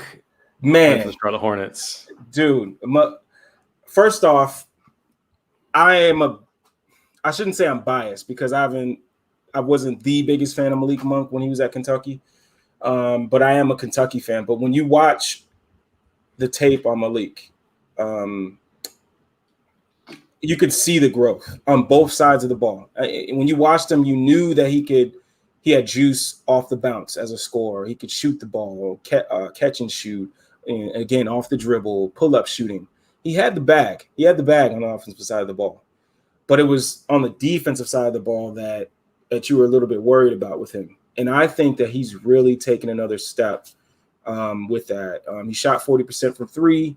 You look at the shot chart, like it's literally like threes and layups, so it's like there's a little bit of, mid-range here and there, but like he is somebody that you could add to this team. And I would have never thought in a million years that I'd want Malik Monk on the Bulls just because I didn't think he was a guy that played on both sides of the ball. But like watching the tape, the dude has grown on the other side. Passing lanes, help side defense, even just recognition as being a ball handler in certain situations, like reading the floor. I'm like, this dude is really, man, I was impressed, because like that's the perfect example of small market teams not getting the publicity that they may, that the Bulls get, or like any of these big teams, like nobody, I don't think people really respected Drew because they didn't get to see him a lot when he's with the Pelicans. So like seeing him on the big stage, you're like, oh, shit, oh, okay. So like there's certain guys like that. And I think Malik, like he's obviously not on Drew's level, but I think he's a guy that you're not going to respect or think, I shouldn't say respect, a guy that you're not going to think about as like a pretty solid player because you don't get to see him all the time. You only know him as a guy that was jacking up threes and didn't play on the other side. So, I'm one of those guys. I mean, I haven't watched a lot of Hornets, and Malik Monk, my last impression was he's like kind of a little bit of a chucker on offense, and that's about it, and doesn't play defense. But I'm ready to be enlightened. Man. I think what I want to do first is this one here. This is Spain pick and roll again. So I believe it's Cody Martin, that comes off. Yeah, those guys, I can never tell those two apart. I know. So Cody once again, this is not fair. Right? Can't have them on the same team. So that's Brad Wanamaker, I believe. Comes off the screen, and then Malik is setting the screen here. So in Spain, it's a ball screen, and then the guy that sets the ball screen, which is usually a big, he gets a screen from a smaller player usually. So he sets a screen on Jackson Hayes here. And now this is what I want. This is what I saw when I was watching this game. And I didn't think he would be a guy to do this. I thought he would, because he was always a guy, he catches it. Okay, I'm going to go to work and get a bucket, instead of turning, seeing the floor, making something happen. So he turns, sees the floor, and he finds the pass. That's a beautiful. That's a bullet. That's a hard pass to make. That is, that's good stuff. And I'm gonna slow mo it here. So he catches it, turns, sees that. Who is this? I can't even see because it's so grainy. But he steps over. He sees that guy is coming to tag. He's coming to tag him, right? Because you see that high-low action set up with Zeller, right? He sees that there's a high-low action comes in. A smart thing for Jackson would have been, okay, I got a guy rolling here. I'm going to go to the corner. But Jackson doesn't do that. He still tries to come back to Zeller, and that's just a great read by Malik. He gets that ball on a dime. That's a hard pass, though. Hey, that's a hard pass on a dime. And he misses his three, right? But that's not. Oh, that's Winyon Gabriel. Winyon Gabriel. He was also a Kentucky guy. And he misses it, but like that. This is about Malik. That's just a great read. Let's say, I don't know, they may not be on the floor together. So I'm trying to think realistically. A Pat shot well from the corner. So let's say that's Pat. Like, I trust that Pat can get a nice shot off there, or even attack the closeout. And this is what I'm saying, as a passer, as a playmaker, finding plays like this, right, where you're giving this guy a choices, options, right? You get the ball quick there. You know what? He's closing out hard. Let me attack him. So you got guys that may not like to shoot that, but now you're giving them an advantage where they can attack this. This is a perfect example, right, of Lonzo Ball. So let's say this was Zach handling the ball. He swings it to Lonzo in the corner. This is where Lonzo makes his money. Lonzo would catch it and shoot it, where he shot close to 40%, or Lonzo was also amazing with attacking a closeout and drawing help from somewhere else and finding that next read. This is where Lonzo comes into play. So, that's what I like to do is, like, when I watch film, I like to play, okay, this is Zach, this is Lonzo if he's here, and, we got Kobe, Vooch, and whoever else you want to put there, and seeing what situations would help the Bulls. And this is a situation that would help. And it's just a great read by Malik. And I promise you, I would have never thought he would ever make a read like this. And I mean, it's a fastball, gets it there quick enough, and that's just good stuff from Malik. And just recognizing and seeing what the defense is doing. Here we go. So this is a defensive clip here from Malik. So if you see him, he's here. He's on the weak side. We get a roll from Zubac. He is already moving to be in help. Gets there, plants his feet, takes a charge. Like, this is stuff you need. You need guys that are locked in, off ball, on ball, knowing what's going on. This is stuff, again, that I didn't think Malik Monk would be doing. Like, this is smart basketball play. Yeah. Getting in front. He sees he's got the advantage. A pick and roll created an advantage. Now, who's that? Is it Clippers? Oh, is that Zubac? Yeah. Yep. He sees Zubac at the top of the key, and he's got no one in front of him. Immediately runs over from the weak side corner. Yep. Right over to the circle, takes a charge. That's tough to do. Zubac almost dunks on him. And another thing is too, is like, I'm going on my coach deal here. So another thing is too, like, some players, right? If they're in Malik's shoes, some players will be like, you know what, I'm not going there because I don't trust this guy to play too. I don't trust this guy will make that next rotation. And again, like, I won't go that far, but yeah, he may say, you know what, I don't trust that Marvin Williams will be able to cover Landry and Marcus. So let me just chill in my spot and give up the 2. But this is where trust comes in. I know Borrego did a lot of experimenting with his defenses, and I think guys they just felt a lot of trust with each other. And this is good stuff. This is good stuff. And again, watching film on Malik, man, it really, really woke me up. And I'm like, okay, this dude is really playing some ball. So let me ask you this. Before we go to this one, mm-hmm. He's a 2 guard.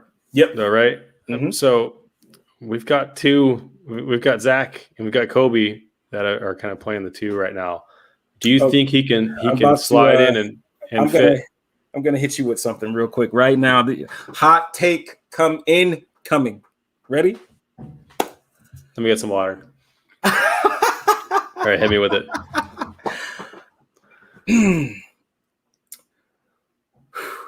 I would take him over Kobe. I know some people were going to be very upset with you for that statement. I understand that. And I know it's going to come crazy, but I think Malik is a better defender. I think he is a better off the bounce player. And I think he's still improving. He has if you want to go, measurements, he has a longer wingspan. He's shorter, but has a longer wingspan than Kobe. And it's like I just me personally watching film on him, I like the growth that's happening there, and that's just where I'm at. That's where I'm at. Like I would take him over Kobe. So what's his contract status? Is he a free agent this year? Is he restricted? I believe he may be restricted. Let me see. I gotta see. I forgot. I'm not prepared. Let's see. I'm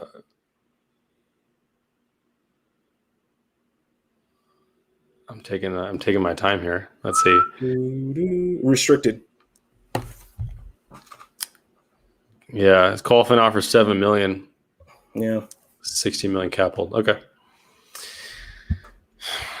He got drafted in the same draft as who was it? 18. Yep. Oh, was it Lowry? I think it was Lowry. No, not Lowry.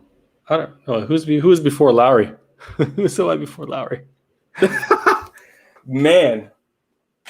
I don't remember. I don't either. Anyways. But no, dude, like honestly, I mean, like, okay, just like I said, watching him on film and not like watching his 39-point game where he hit like 8 threes or 9, whatever, how many threes he made. Like, I mean, actually watching games where he's having just like a regular day at the office kind of deal, and just watching his effort, watching what he brings on the defensive end, watching how much he's improved as an offensive player and not just a chucker, but like being a guy that set screens and being a guy that's reading the floor more, being a guy that understands how to take advantage of mismatches. Like he has improved, and I don't think he's being talked about enough in terms of that in that manner. Yeah. So I looked up. It is Lowry's draft. So he was taken 11th. Lowry's taken 7th. So speaking of improving every year, that's something I feel like Lowry really struggled with. Has not improved every year. Yeah. But Malik is coming along. So it should be interesting. So here, right? So they're playing against the Pistons here.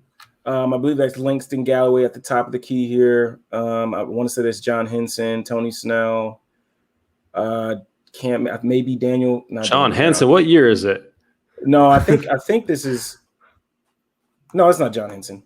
No, wait. I think it is John Henson. This is this past season though, but just seeing like.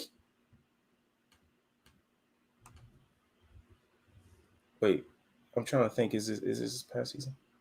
But anyway, no. But this is what I'm talking about here. What I'm trying to say is in terms of that like, dunk is nasty. the pass, and being in the passing lanes. He's playing 2 back here, right? We got a mismatch here, so Hernan Gomez is trying to jump down here and help out. So now Malik is playing 2, and he does it well. He reads the pass. He reads the passer's eyes. He gets in the passing lane. And look at that wingspan. That's a crazy wingspan. But shout out Snelly Cat. Boom, gets the steal in the passing lane, and he's got bounce. He finishes over the top. Yeah, like that's more good stuff, you know. And then I got another one here on the defensive side. I mean, I love the defense I saw from him, but playing against Dallas here. Let's see. Right, Seth comes off a zipper, swing. Jalen Brunson goes downhill, does his like little move. That also too, that's something that Jalen Brunson does a lot. When he gets down here, he doesn't have he doesn't have that explosion. Yeah, he doesn't have Derrick Rose. He doesn't. That's have the Rose move. Explosion. Sorry, you know. So he likes to do this like plant and then like reverse into like a fader or floater, but if you see Malik Monk getting down here, gets his hand on there. Now it's a turnover. Like just little stuff like that. Like, just being able to get your hand in passing lanes and get your hands on the ball, create opportunities to get on the run. Like this is good stuff. Like it's stuff that you need on your team. It's smart defense. It's digging down, helping your teammate out, and it's the stuff like I saw on tape that continued to pop for me when I was watching, and it's just good stuff, man. Yeah, no, it's impressive. But I'm telling you that Jalen Brunson, Chicago guy, you know he saw that D Rose move and modeled his game after that. You know that. That's exactly where he got it from. D Rose has fooled thousands of people with that move over the years. One of my favorite moves by D Rose. What do you think he's going to realistically cost for us if we were trying to get into that conversation? I haven't heard anything on that, so maybe we're not interested at all. But what do you think Malik Monk would cost? I honestly think he would be around the same price. Maybe I'm trying to think of how much do you think Reggie Bullock's going to cost? Oh man, maybe 5 or 6 million. I don't know. That's what I'm thinking, but it could be more. I don't think he'll get over. I think he's like 10, 11, 12 around there. I think that's what you can get for him. Only because he still needs to continue to prove it. So they're probably not going. You're not going to pay Malik Monk big money yet. He has to continue to show that. So I think anywhere around that range, 10 to 12 million, I think you could get him. Maybe even less. Who knows? But I think his last is, what was he making last year? He was making his qualifying offer $7 million. So yeah, I think 10 million, somewhere around there, you can probably get him for. Okay. I mean, at that price, I think he'd be a lot of fun. He'd be a lot of fun. He's definitely, he's got that bounce. He's getting better on the defensive end. He can shoot well. Yeah, he's a great player. So next player we're going to talk about is Torrey Craig. So we saw him both on the Suns and the Bucks this year. So he was destined to get a championship ring no matter who won the finals. Unfortunately, it wasn't the team he was currently on, which is the Bucks. But Torrey Craig was a guy that I know a lot of people were kind of perplexed that he got traded. He's on the Suns at the end of the year, not the Bucks. He got traded from the Bucks to the Suns for cash. Yep. Cash considerations. So, but he's a guy. He's a guy I think that could really help our team. I'm not sure if I don't think he's going to be a starting wing, but I think he could be a really good one off the bench. So he's a very solid combo forward. Play the 3, play the 4. He can hit corner threes really, really well. He shot 39% from the corner this year. He also shoots 71% at the rim and 40% of his offense is at the rim. So he's very, very good finisher, 3-and-D guy who can slash, get to the rim. Guards multiple positions. I've got some clips. I've got him guarding both Reggie Jackson and Paul George on the Clippers. If you could pull up either one of those clips, just to kind of show you what he did in the playoffs this year. I think he played 31 minutes this game. It was really, really huge. This is I want to say this is the final game against the Clippers and Suns. But if you watch him, here he is on Reggie Jackson at the point of attack. Comes right around the screen, set by DeMarcus Cousins. Contests. He gets just enough to contest that shot. Forces Reggie Jackson to miss. And Reggie Jackson, by the way, was a human flamethrower this year in the playoffs. So he just sometimes that's all you can do in those types of things, especially where you get a pick and roll screen way out high, above the 3-point line, and you get a guy like Reggie Jackson just pull right up. Because that's right as you get around that screen, the offensive player is at their maximum advantage at that point, right? When you set that screen, they get that little open jumper, and a lot of guys don't take it. They'll try and get to the rim, but you're seeing more and more these days. These guards pull up right around at the 3 and just do a pull up 3 right there. And it's been, guys like Dame are really, really effective at it. Zach LaVine's really effective at it. But I just thought that was a fun little clip. Just watching this versatility. Reggie Jackson's a pretty quick guard, but he got him there. So that was one of the clips I had. If you want to pull up the other one, I think he's also an elite offensive rebounder, has been his entire career. He's like 97th percentile as an offensive rebounder for a wing. He's also pretty good at steals and blocks for his position, which are usually pretty good indicators of your defensive ability. And the offensive rebounds are usually, a factor. Your athleticism is a factor, but also, it takes timing and skill to be a good offensive rebounder. So that's the other one. So let's see if we got this other clip rolling. Now here he's guarding Paul George in this clip.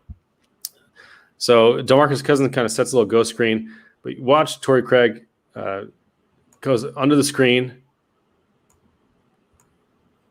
gets right into Paul George's face. Paul George slips and falls on the ground here. Paul George also had a phenomenal playoff. So Torrey Craig did a great kind of multiple efforts. Paul George kind of tries to cross him over a couple times, gets all the way into the paint, but Torrey Craig stays right on his hip, gets right in front of him, hands up, and prevents Paul George from getting a shot off on this possession. So that's great defense from him. I mean, once again, guarding stars in being able to defend without fouling. You know, these two. I mean, Reggie Jackson's not a superstar, but like being able to, like in that situation, you know, guys like Trae Young, you know, and like they like to stick their butt out and try to get a foul. You know, in that situation where Reggie Jackson was coming off the screen for the pull up, but like being able to get a rear view contest without fouling, that's huge. If you can get a miss, if you can contest, get a miss without a foul and go the other way, that is huge. And defending without fouling, you need guys that can do it, you know. So these two plays show it because Paul, you know, playoff P, he's not pandemic P anymore, but playoff P, like being able to guard him without fouling is huge. He's just so smooth. He's a smooth operator with that ball in his hand. So it's like that's a great possession. Yeah. Two things that Torrey Craig does not do. It won't help us. He's not a ball handler at all. Very, very super low usage, right? Also, it doesn't really draw fouls at all either. So he's a catch and shoot guy, especially in the corners from three. He shoots about five threes per game or per 36. But he's a versatile defensive combo forward that is elite at the rim, very good offensive rebounder, very good defender overall. He's 30. As I said, he was traded for cash at the deadline this year. So he's a guy who I think will be a pretty cheap option. Really, really great kind of 8 to 12th man kind of guy on the roster for cheap. I think he'd be a really good pickup for us. But you know, he might want to go back to Phoenix or maybe he wants to try and see if he can get a second ring with the Bucks. I don't know. We'll see. But that's what I got for him. So the next guy on our list is another defensive player, PJ Dozier, who's on the Denver Nuggets. So he's a fun young player. He's a pretty good defender. So what do you got for us on PJ? So PJ, he's interesting. And watching some of these games with PJ, seeing his defensive versatility, number one, a guy that you can 6'6", who has a nice, I think he's 6'11" wingspan. He can guard. That's the number one thing. And I think if they would have had him in the playoffs, I think it would have been a little bit better. They would have had a little bit better shot at beating some of these teams. Not beating some, but like I believe I can't remember who they lost to. Was Phoenix swept them? Phoenix swept them. So having PJ to guard on ball, guard a Devin Booker over those screens, maybe able to switch on to Chris Paul, having a guy with, you know, being able to have him and Austin Rivers to have some switchability, you know, up there, that would have been so huge for them. So that groin injury kind of hurt him, but like being able to see some of his early season stuff. He's not much of a shooter. He at least at this point, he's still early in his career, but he's not going to be knocking down tray balls every now and then. I mean, you know, you're not going to see, you know, 3 to 4. You're not going to see a 40% shooter from him. Maybe not even 35. You know, who knows if he'll touch that, but he's a guy that is going to play defense. He's a multi-positional defensive player. He's a guy that can handle the ball, and he makes some plays here and there. To me, I just see, and I know a lot of these guys we're talking about tonight are just some of the people that answered the tweet back, who they wanted to talk about, and PJ. He would definitely be an asset to the Bulls because of his defensive ability. But I'm just not really big on him per se, because I'm just a little worried about. And it's tough to say this because like his defense is. We need defense. There's no doubt about it. He's a wing. We need wing depth. So you need a guy like PJ Dozier. But I don't know, man. Like there's flashes here and there of his offensive ability, but I guess if you gave me the choice between him and Justice, I would probably go him because I would probably go PJ. Just because I think maybe there's a little bit more upside to his offensive ability than Justice. And that's probably not saying much. That's not saying much at all. Let's be real here. Yeah, man. And I've had a little trouble getting clips up of him. For some reason, it wouldn't load up for me. But I do have some plays, just going here. But you just watch him.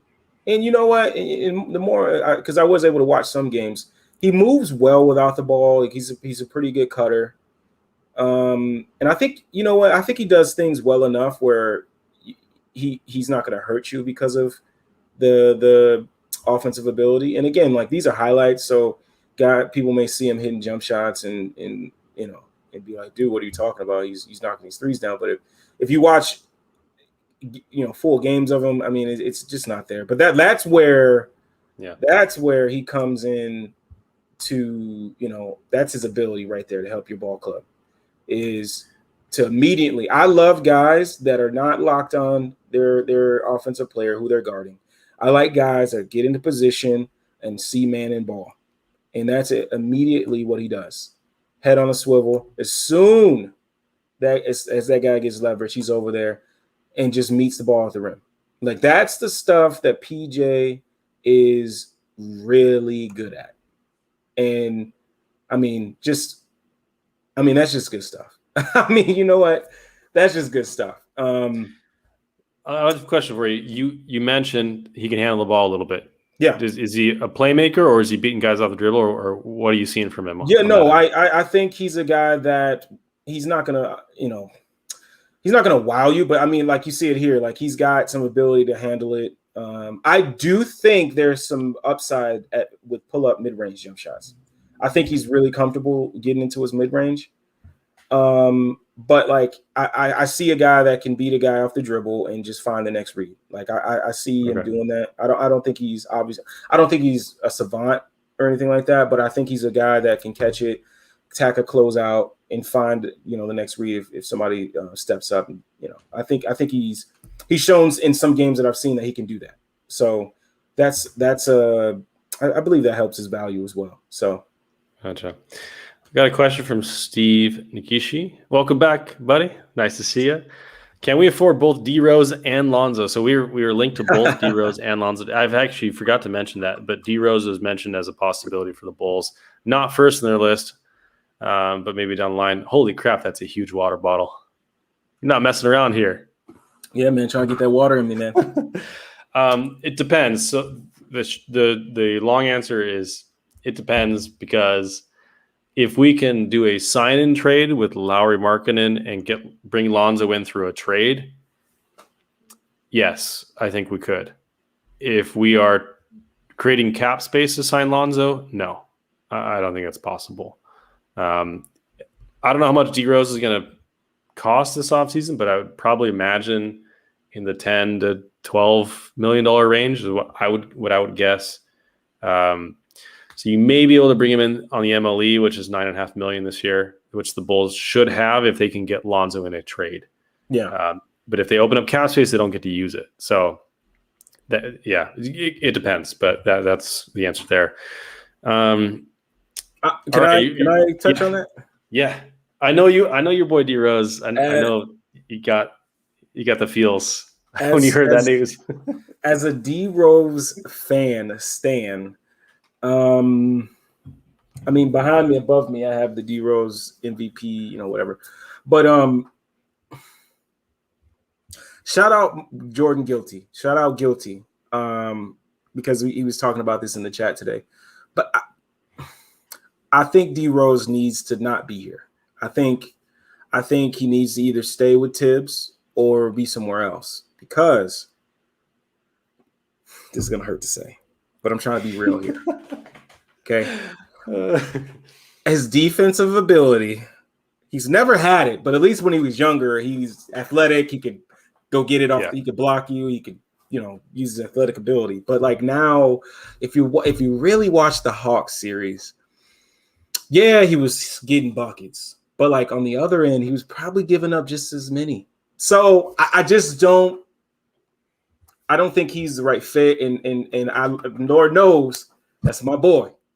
But like, I think he needs to go somewhere where there's a lot of defense, wink, wink, Knicks, and be able to just score. D Rose, here you go, just score the ball. But here, you have a situation where you have D Rose at the 1 and Kobe at the 2. That ain't gonna work. That's not gonna work, right? I just don't. I don't see it. I don't see it working. Honestly, I've gotten to the point where like if there's a way we can get Kobe to come off the bench and be that guy again, I would love that. But like, you're not seeing it. I don't see it, man. Like I wouldn't do it. I wouldn't do it. All right, well, let's talk about a guy who might end up here, and it's been talked about, is TJ McConnell. I don't know how I got all the unathletic white guys to talk about, but a man after my own heart. Hey, you know what? Hey, don't sleep on brother Caruso. No, that brother Caruso, has athleticism. He can, yeah, he does. He's more athletic than me for sure. That's not a high bar either. So I'm athletic. I'm athletic compared to guys that are playing pickup ball at the Y.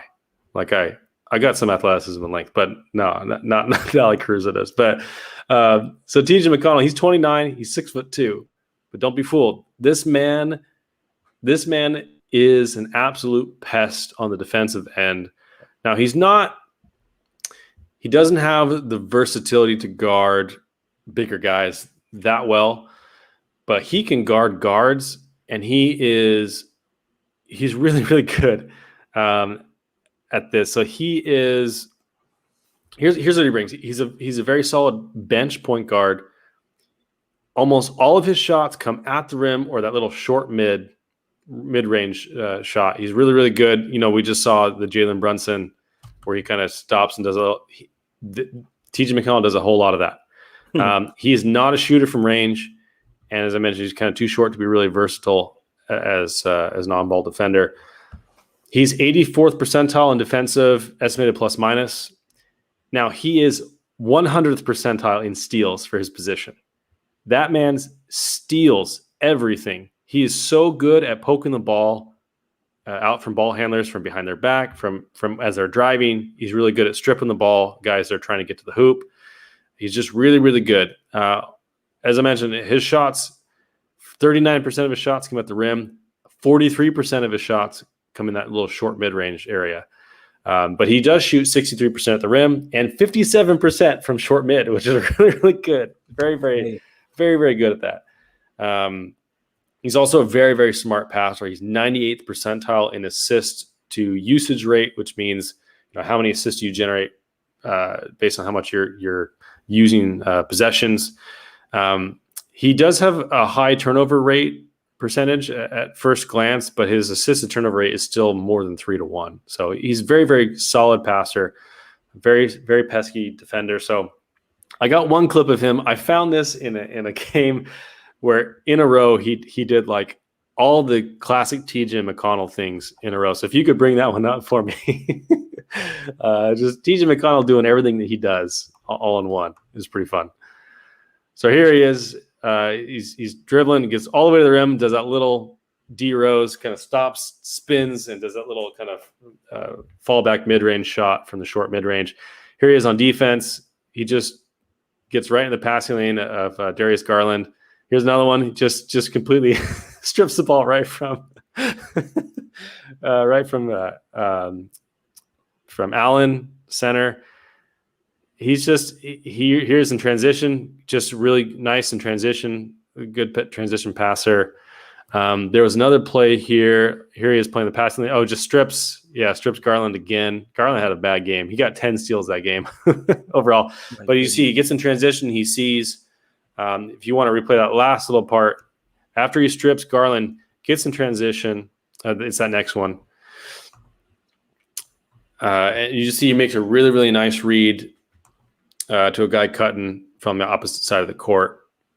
If you want to play this one. So he gets that steal, goes on the right side. This is a hard pass to see, just right on the money, that pass for a nice, easy dunk on the Pacers. Nice. So he's a really, really great bench option. He's very pesky defender. He's a good passer. He lives in the paint on offense, lives there as far as generating his own shots. So he'd be a lot of fun. I'm not sure what he's going to cost.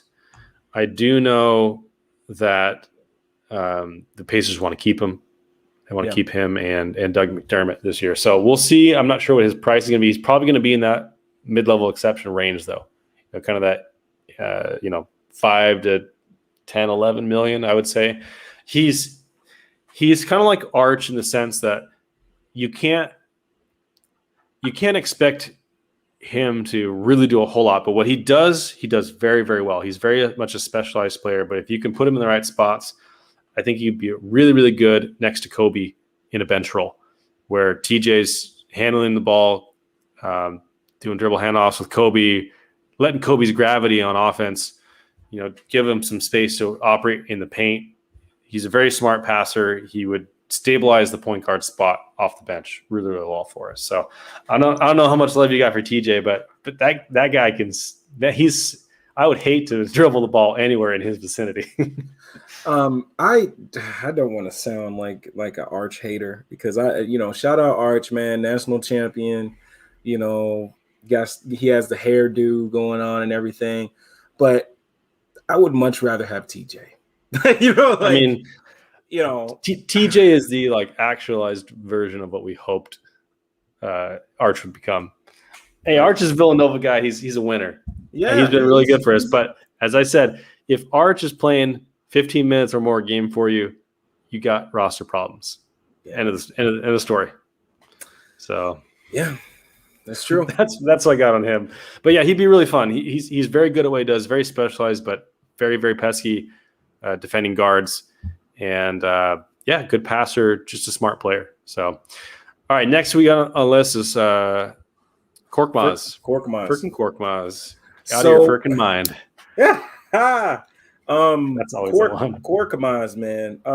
So again, for people that may be in here, we're just going over the guys that we're asked about. So Korkmaz was a guy that was brought up. Korkmaz is 6'7", shooter. He could shoot it off the bounce. He could shoot it off the catch. He could pump fake, sidestep, shoot it. He can shoot it off movement, off a screen. And to be honest, watching him in the playoffs, he's not a hindrance on defense. He can hold his own in a way. He's not going to be one to be the problem where you got to get him off the floor. He can do what he needs to do. Now, if you're asking him to guard somebody on an island, that's not gonna. I don't think that's gonna go well. But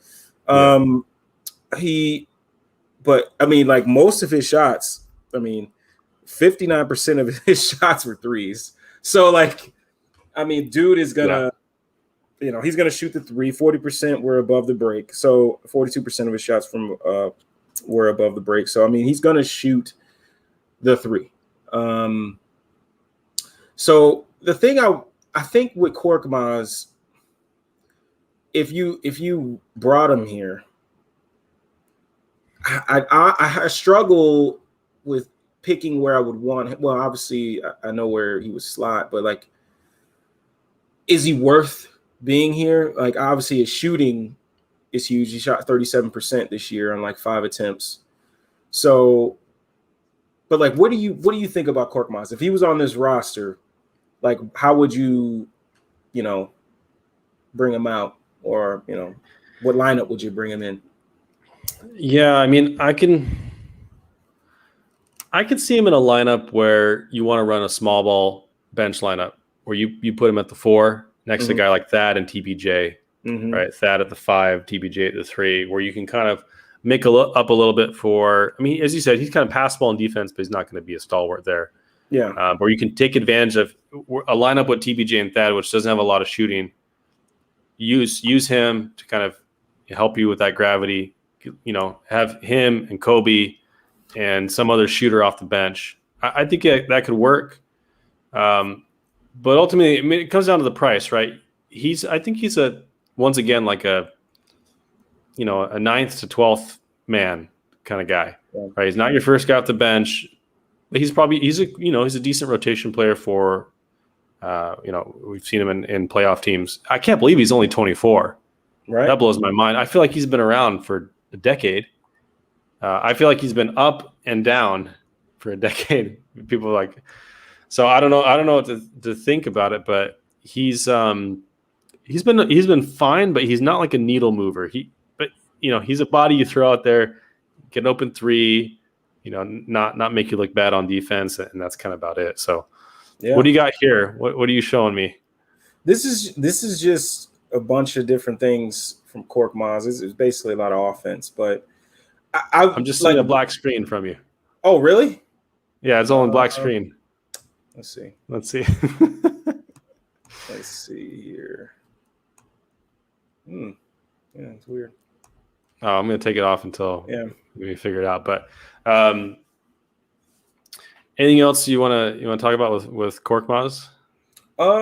One thing that I did see, because I do have, I might have to just upload it on Twitter, but I do have, like, there are some different things that he was able to handle the ball a little bit. Like I say, he can shoot off the bounce. He can take it off the dribble a little bit. I mean, he's not getting all the way to the basket. He does it every now and then, but he's not somebody that you can see, throw the ball to, boom, boom, boom, get to the cup and dunk it, put it over it, But he's somebody that he could do a little bit more than, just running them off screens and stuff. You could play around with him a little bit. So, but again, like you said, he's not a needle mover. He's not somebody that I'm like, I need him on the Bulls. Yeah, exactly what you said. Yeah. Steve says, who do you think the Bulls are drafting? I know we went over a little bit with Corey last week. So you guys you should definitely check out that episode. We talked about a few different guys kind of in that 38 range. But I don't know, man. It's tough to in the second round. It's tough to know who's going to fall, who's going to be there. But there's probably a dozen guys that I've heard about. So definitely check out the episode with Corey Talava and follow him. He's doing great draft coverage. Yeah. And maybe Larro, you can do some draft coverage. I know you've been talking about some guys, but next year I know you're going to be all in. You're going to have your whole draft board going. So I actually am, though. I'm going to actually take it serious next season. But I'm excited. But hey, did you picture your video? You got a video, or should we move on? Yeah, I think we might. It's still black, so I don't know what's going on. Okay. Here. But like Steve, I don't know if they're gonna move the pick or not. I want to say that I feel like AK is he's probably gonna be aggressive and maybe include it in maybe a draft day trade or something like that. But I mean, obviously, I don't know that. I'm not talking to him. But if he doesn't, there's a couple names, man. Like Quentin Grimes is somebody that has been talked about. Yep. And the more I watch him, the more I like him. I mean, there are certain things about him that I don't like. I don't think he's a good ball handler. I don't think he plays on the pick and roll well. But if you're asking him just to be 3 and D, oh, great. Aaron Henry, he's another great name. He is a junior that came out this year and he can play make a little bit. He plays really good defense. To me, if you ask me, he's like Justice Winslow with more shooting upside. So there's that. And then there's Kessler Edwards, who's 6'8" with like a 7-foot wingspan. That dude is going to be a stretch forward probably. He can guard. He can rebound. And he can shoot the heck out of the ball. His whole career, he's shot basically 40% his whole career in college. Jason Preston is somebody we talked about. So if you want to watch the episode from last week, we definitely talked about Jason Preston. He's impressive. I don't want to go too much into Jason Preston because we did talk about him, but I'm trying to think, man. There's some good names. There's definitely some good names. So we'll see. We'll see how it goes.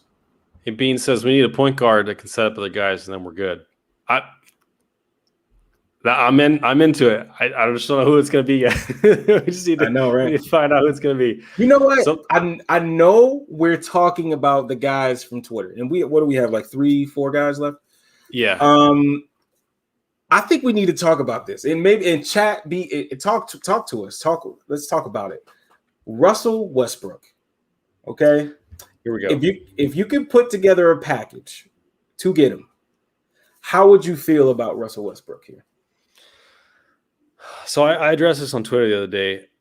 If it's not going to cost you a draft pick or like a young player like Kobe or Pat or TBJ or someone, I think that would be. I mean, Russ solves your point guard problem as far as generating offense. Mm-hmm. I mean, the man's a walking triple double.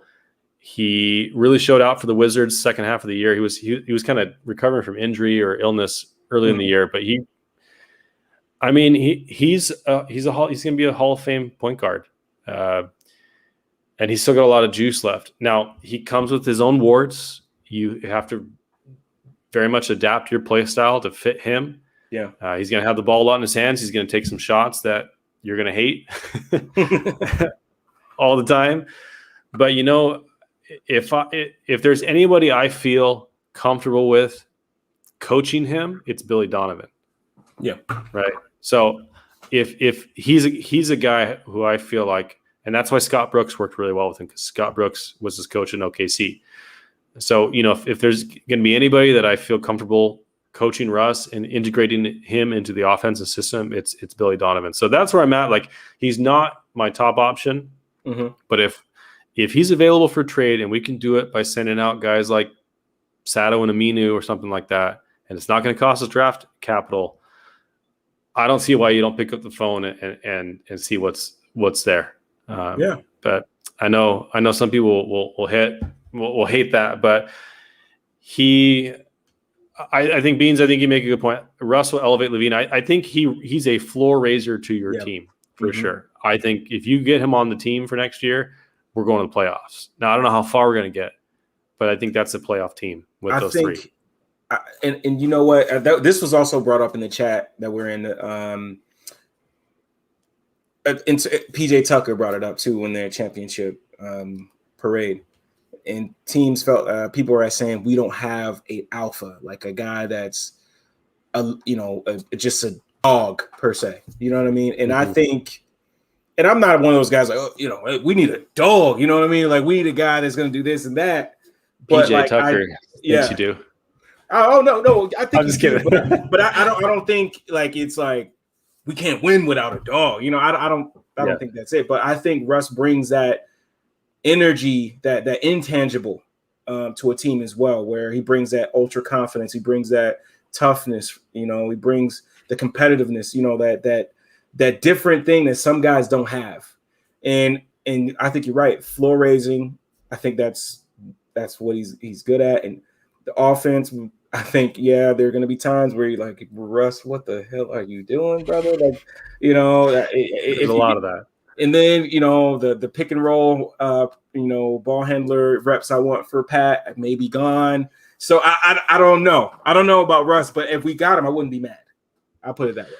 We could make it work. And I think his contract and Vooch's contract expire at the same time, which would be a heck of a lot of money. It would be like $60, almost $70 million coming out of the books, I think. So there's pros and cons. It's not a perfect move. Has Russ ever played with a big like Vooch?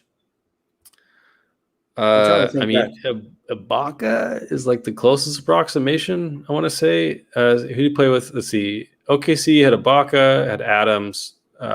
Houston, they had Clint Capella. Mm-hmm. Who else was a five there? I'm not sure. Was he there when I mean, these guys aren't like Vooch. I mean, Vooch is obviously an all-star, but I'm trying to think of like bigs that can shoot from distance or post I mean, touches. this year, Bryant in Washington, he tore his ligament in his knee, I think his ACL early on in the year. So I'm not sure if that went on very long, but yeah, he played with Daniel Gafford. Well, Daniel Gafford can't shoot longer than his arm length. The GOAT. Oh Wow. my gosh. Kendrick Perkins, man.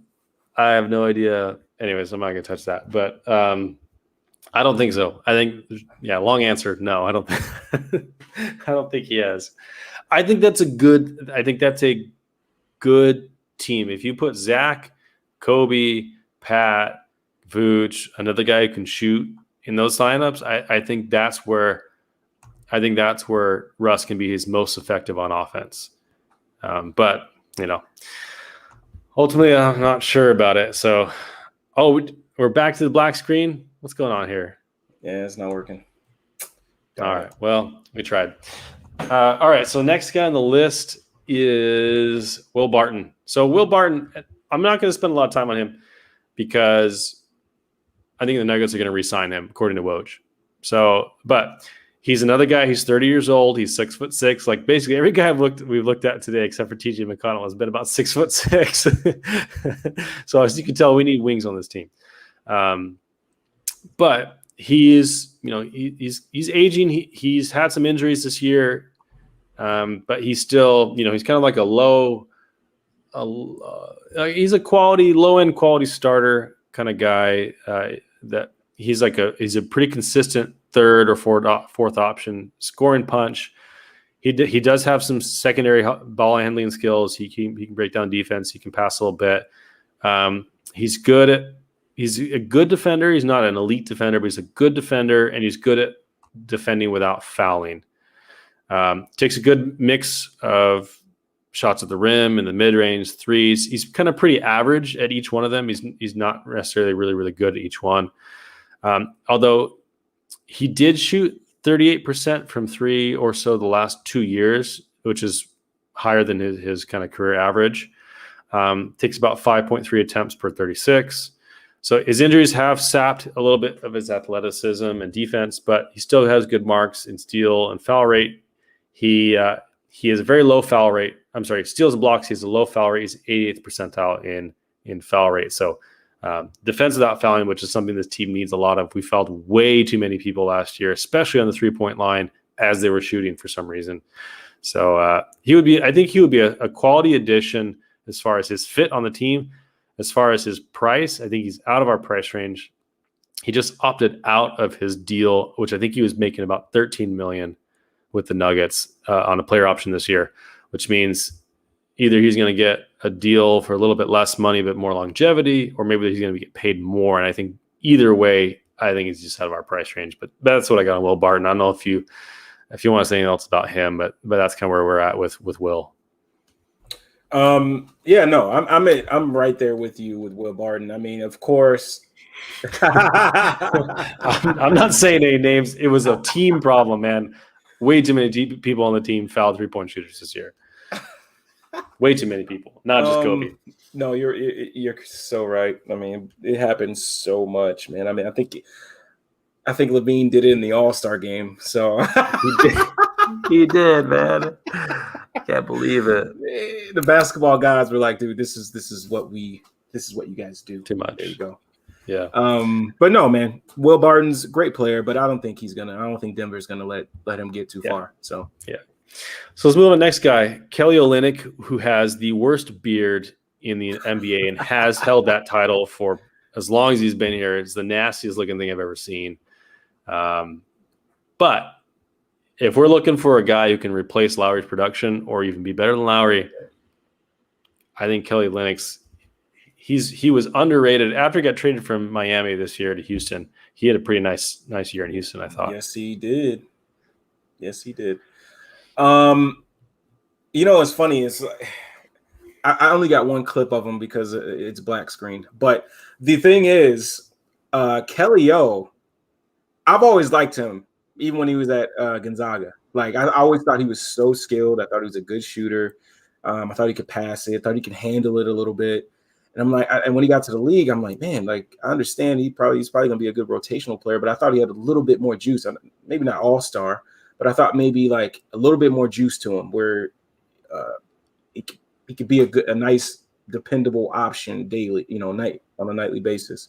And I thought I think he had 27 games with Houston after the trade. 24 of them he started, and dude was balling. I think he was close. He was like 19-8 on the season, 19 points, 8 rebounds. He only shot 34%, but he's a career 36% shooter from three. So I just think Kelly off the bench as like a bench five. Oh my! Like the five will be set. Like the five position will be set. And I like Tice. Like I like Tice a lot, but like, if you can get Kelly for a lower than that, which maybe not, I would be all for it. But I do have one play that was uploaded, and it's just a play that shows just how skilled he is. His ability to grab it off the glass and push it up the court. And I think he just looks smooth with the ball in his hands for a big guy like this. Yeah. It just to be able to he just looks so comfortable handling the ball, and just the fit. He's just so comfortable holding the ball, man. Like I love seeing him handle the ball of the court as a big. Like, Kelly would be nice, man. He would definitely be nice. Yeah, no, he's a lot of fun. He's 30 years old, 7 feet tall. He can shoot. He can shoot the rock. You say he got some handling. He's had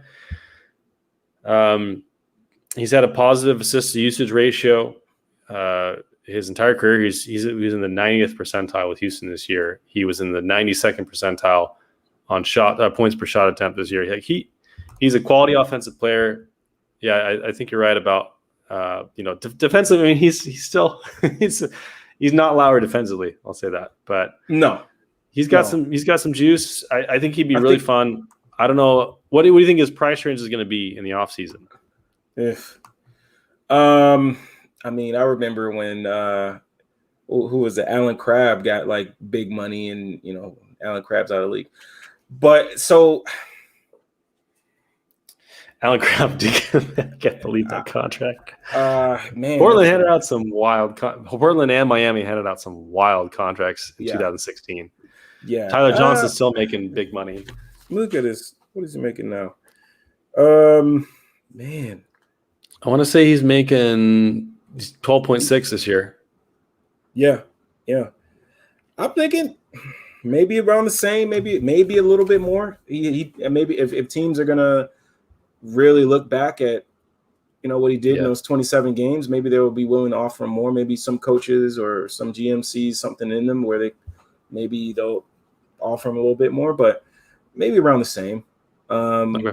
But I think another reason why I would personally like him is he fits the timeline, right? So you can give him a shorter contract, and he fits the timeline with the Levine and Vooch. So if you want a team where you're not just getting young guys and hoping they work out before Vooch's contract is up and Levine is who knows what he wants to do after the season. You get a guy that's 30, that's been in the game. He knows what role he's good at, what his strengths are, what his weaknesses are, what he can bring to the team. He would be a good pickup. So, gotcha. All right, I think we got two more guys. So my last guy is Gary Trent Jr. So he got traded from Portland to Toronto Raptors this year at the deadline for Norman Powell, which is kind of funny because they're very, very similar players in a lot of ways. But he is 22 years old, so that's a big upside for him. He's 6'6", of course he is, because everybody we've talked about has been 6'6". He's a movement shooter on offense. He's very, very good. He's promising young wing. He's already a great shooter. He's inconsistent at best on defense. Like, he's showed some promise on that end, but he's also he makes a lot of mistakes. I got two clips of him. I'm not sure we're gonna be able to do them, but two clips of him just being in the wrong position on defense. but he's rated as in the 20th percentile in EPM, defensive EPM this year, and he was minus 2.13 defensive LeBron from B-Ball Index. So not great marks on defense this year, although the Toronto Raptors had a lot of problems in general this year as a team. So that might be it. Are we gonna get some? Okay, so here's we go. So here's Gary Trent Jr. He's 33. This one blows my mind. Okay, so if you want to slow this one down, this one's crazy. All right, so he helps from the strong side initially, which is what he should do. On this play, I think he did a good job here.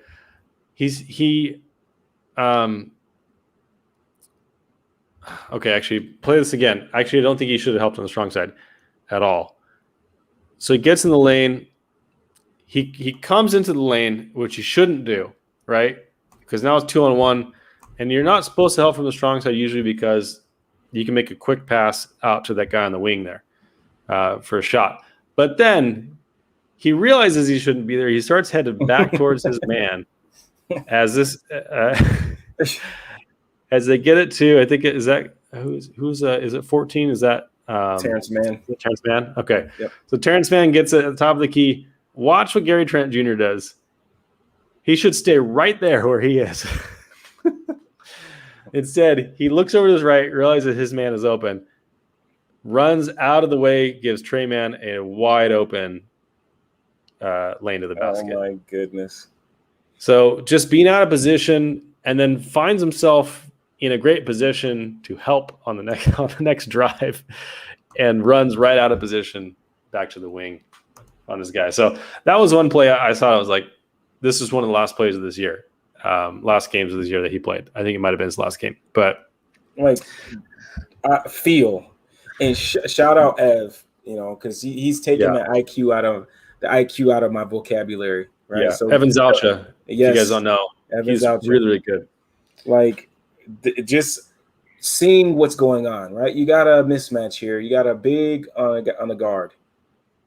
Be in help and make sure that he doesn't get beat off the dribble. Like, what are we doing here? Like, why are you leaving your big on an island against a guard who just gets beat off with ease? Yeah. I don't, yes, I know it's hard, right? It's hard to help and then recover.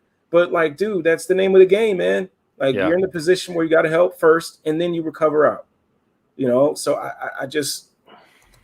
Yeah, this one was tough. So here's the thing. He's 22 years old. He's got athleticism. He's an athletic guy.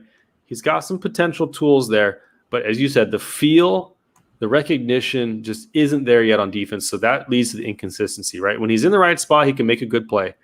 But he's too often out of position or not making, like you saw, who is that?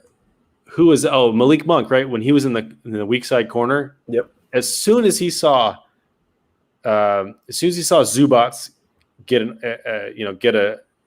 the ball, you could see he was running right into the lane for the dunk, ran right over. He just had that recognition. He had that basketball feel, if you will, for where the play was going and where he needed to be. Yep. So Gary Trent Jr. just doesn't have that yet.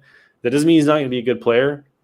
I think he's got a lot of time to be able to improve, but he's got a good steal rate. But the problem is part of the reason he has a good steal rate is because he's out of position or he's gambling on plays. Yep. For the ball. Like you said, right? There's no reason to come help here. Stanley got him walled up. It.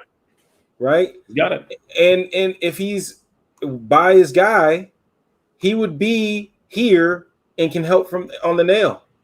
He would be in better position if he didn't help on this. Like, if he didn't help on that, he would be here and able to slide over and cut this drive off. And then it would be an easier recover. But no, since he wants to help, I don't understand that one. I know. Go to the next one. We'll spend very little time on this, but go to the next one. This one's fun too. All right, so here's Gary Trent. What are you doing? I don't know what he's doing. I saw this one. I watched this one 15 times. Okay, if you're gonna help. Yeah. If you're gonna help. He just kind of does this little shuffle. Doesn't get in his. Anyways, this type of thing happens a little bit too often, right? This is what we were killing Levine for when he first got here. Now he's gotten a lot better at it, but this is something that Gary Trent Jr. has to work his way out of, because he's way too often not in position or not committing to a defensive stance or defensive play or defensive action. Just not doing it very often. So anyways, that's what I got in Gary Trent Jr., but he is a very good movement shooter. He shot 39% on 8.6 attempts for 36. Does not ever get to the rim.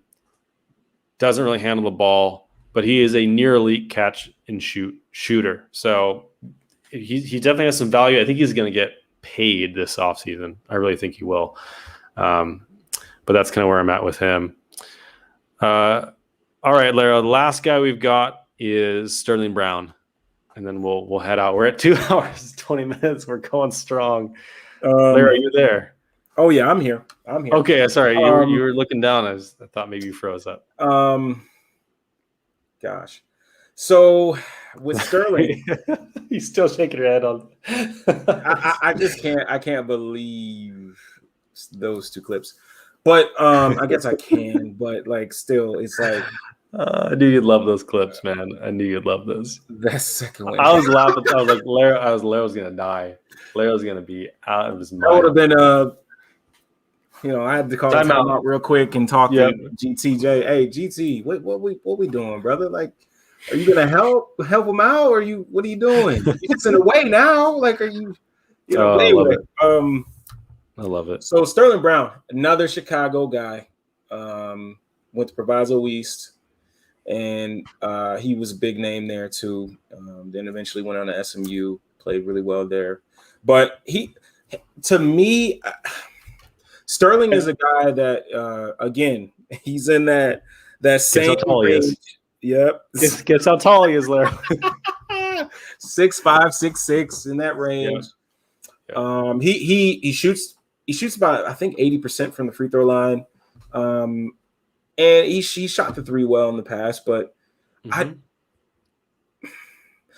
you know what? He would be a good buy low candidate. You know what I mean? Where you could bring him in and he could play some defense, and maybe shoot the three well. But he's not a guy that I'd have on my list of guys that I would want on the Bulls, or maybe if it's like around the margins, like, we got a good team, but come on, Sterling, maybe we may need you. 14th, 15th spot.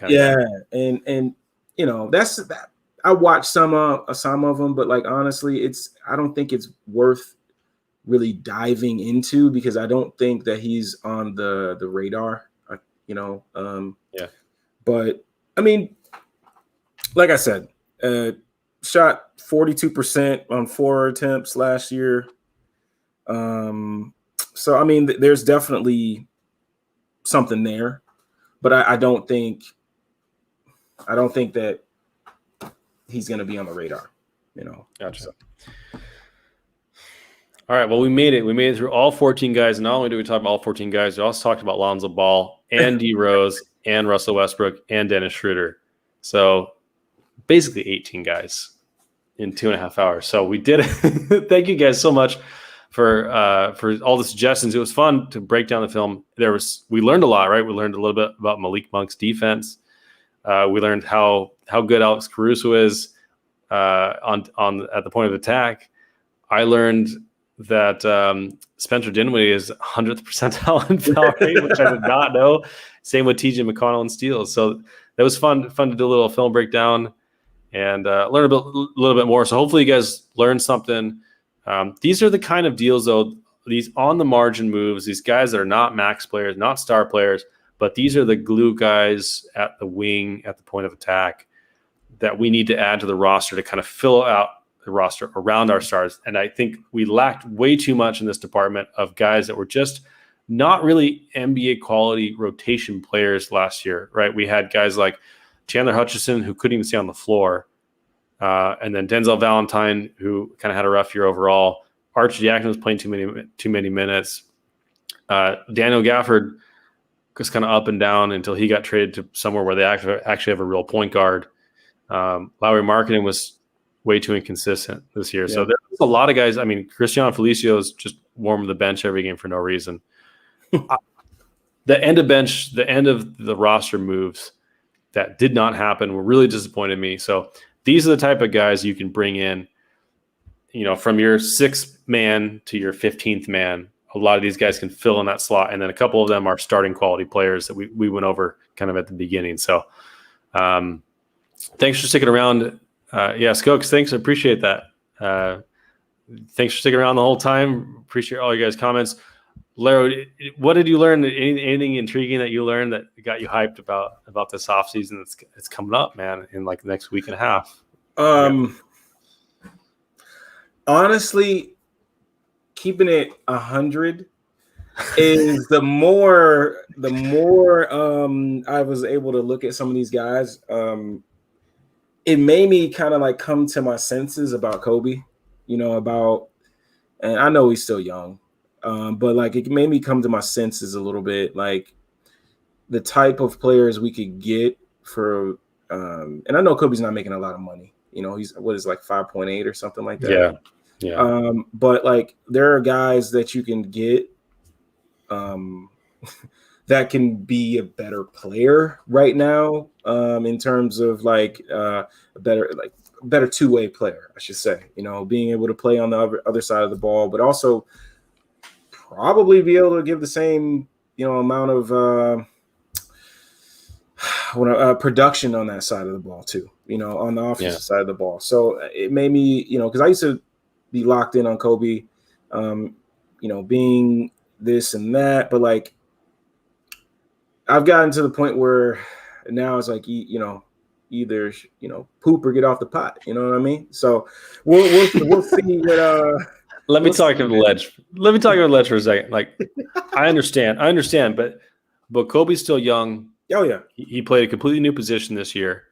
He's showing a lot of fun flashes. I think it's way too early to give up on him. I know we had Will, his brother, on and I think he made a lot of great points, and I still believe in Kobe.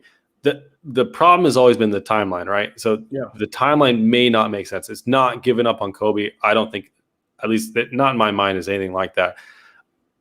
My concern is I think the front office may move on from him at some point, just because he may be, in 3 years, we may be regretting ever trading him, right? I mean, I think he's going to be a really fun player. And I think he has a lot of potential, but in 3 years from, the next 3 years for the Bulls are really, really critical. And I'm not sure if we can afford, that's why they traded Wendell Carter, right? That's why they're getting rid of Lowry Marketing. It's not because those guys stink. They're going to be quality rotation players in the league for a long, long time. And Kobe's, I think, as talented or maybe better than either of those two players. We don't know. But the timeline's moved, and I don't know if they're going to stick around. That's why they're looking for a veteran point guard. They did it at the beginning of the season. They did it at the deadline. They're going to do it in the offseason. Nothing against Kobe. Kobe could still be a valuable part of our guard rotation. But we got to move forward, and we need guys that can contribute now. I think, and you know what? I probably came off really harsh, but like that's not what I meant in terms of like. I know you did. Kicking him out the curb, but like, I guess what I mean is like the time that he's gonna need to continue to progress, and like plus this injury, man. Oh. Yeah, that injury's tough. Oh, injury's tough. Kills me. And stinks for him. It's like the Lowry thing, like like you said, like Lowry may go on to be pretty good somewhere else, but like that shouldn't make us as fans be like, wow, oh man, the Bulls messed up again. Like, it's like, well, sometimes guys need new scenery. Sometimes guys need a new situation. That's all it is. And with Kobe, it may just be at some point, it may just be time to move him because, okay, you just need a little bit more time than we have right now. We got two guys right now that are getting older that we need to try to start winning. And Kobe's nothing against you. Like you can be a great player, but we just got to get you maybe in another situation where you can grow and get the minutes and still, be that guy. But So it's going to be a really exciting week. I think we're going to hear a lot more chatter as the draft comes up. I think there's going to be some draft night trades, and I think AK might be involved. I mean, I know he wants Lonzo Ball. It's been reported ad nauseum. If he goes somewhere else, I'm going to be like, what the heck? Like, I know. At this point. But Lonzo Ball would be a great wing / guard option for us. I got to go respond to some trolls on Twitter, but yeah, I would love to have Lonzo on the team. I think he could solve a lot of problems. I think a lot of these guys could solve some problems for us, and I think are all going to be on reasonable contracts outside of maybe Spencer Dinwiddie. Mm-hmm. I'm a little worried about how much he's going to cost, but the rest of these options, I think they're in the right price range, and they're guys that can help our team. And if we get a couple of them in an offseason, look out, man. I think we can be where the Hawks and the Knicks were this year as far as in the standings. Maybe that's a little optimistic of me, but we got 2 stars in their prime that I think can work really well together. So thanks for sticking around with us, guys. Appreciate you.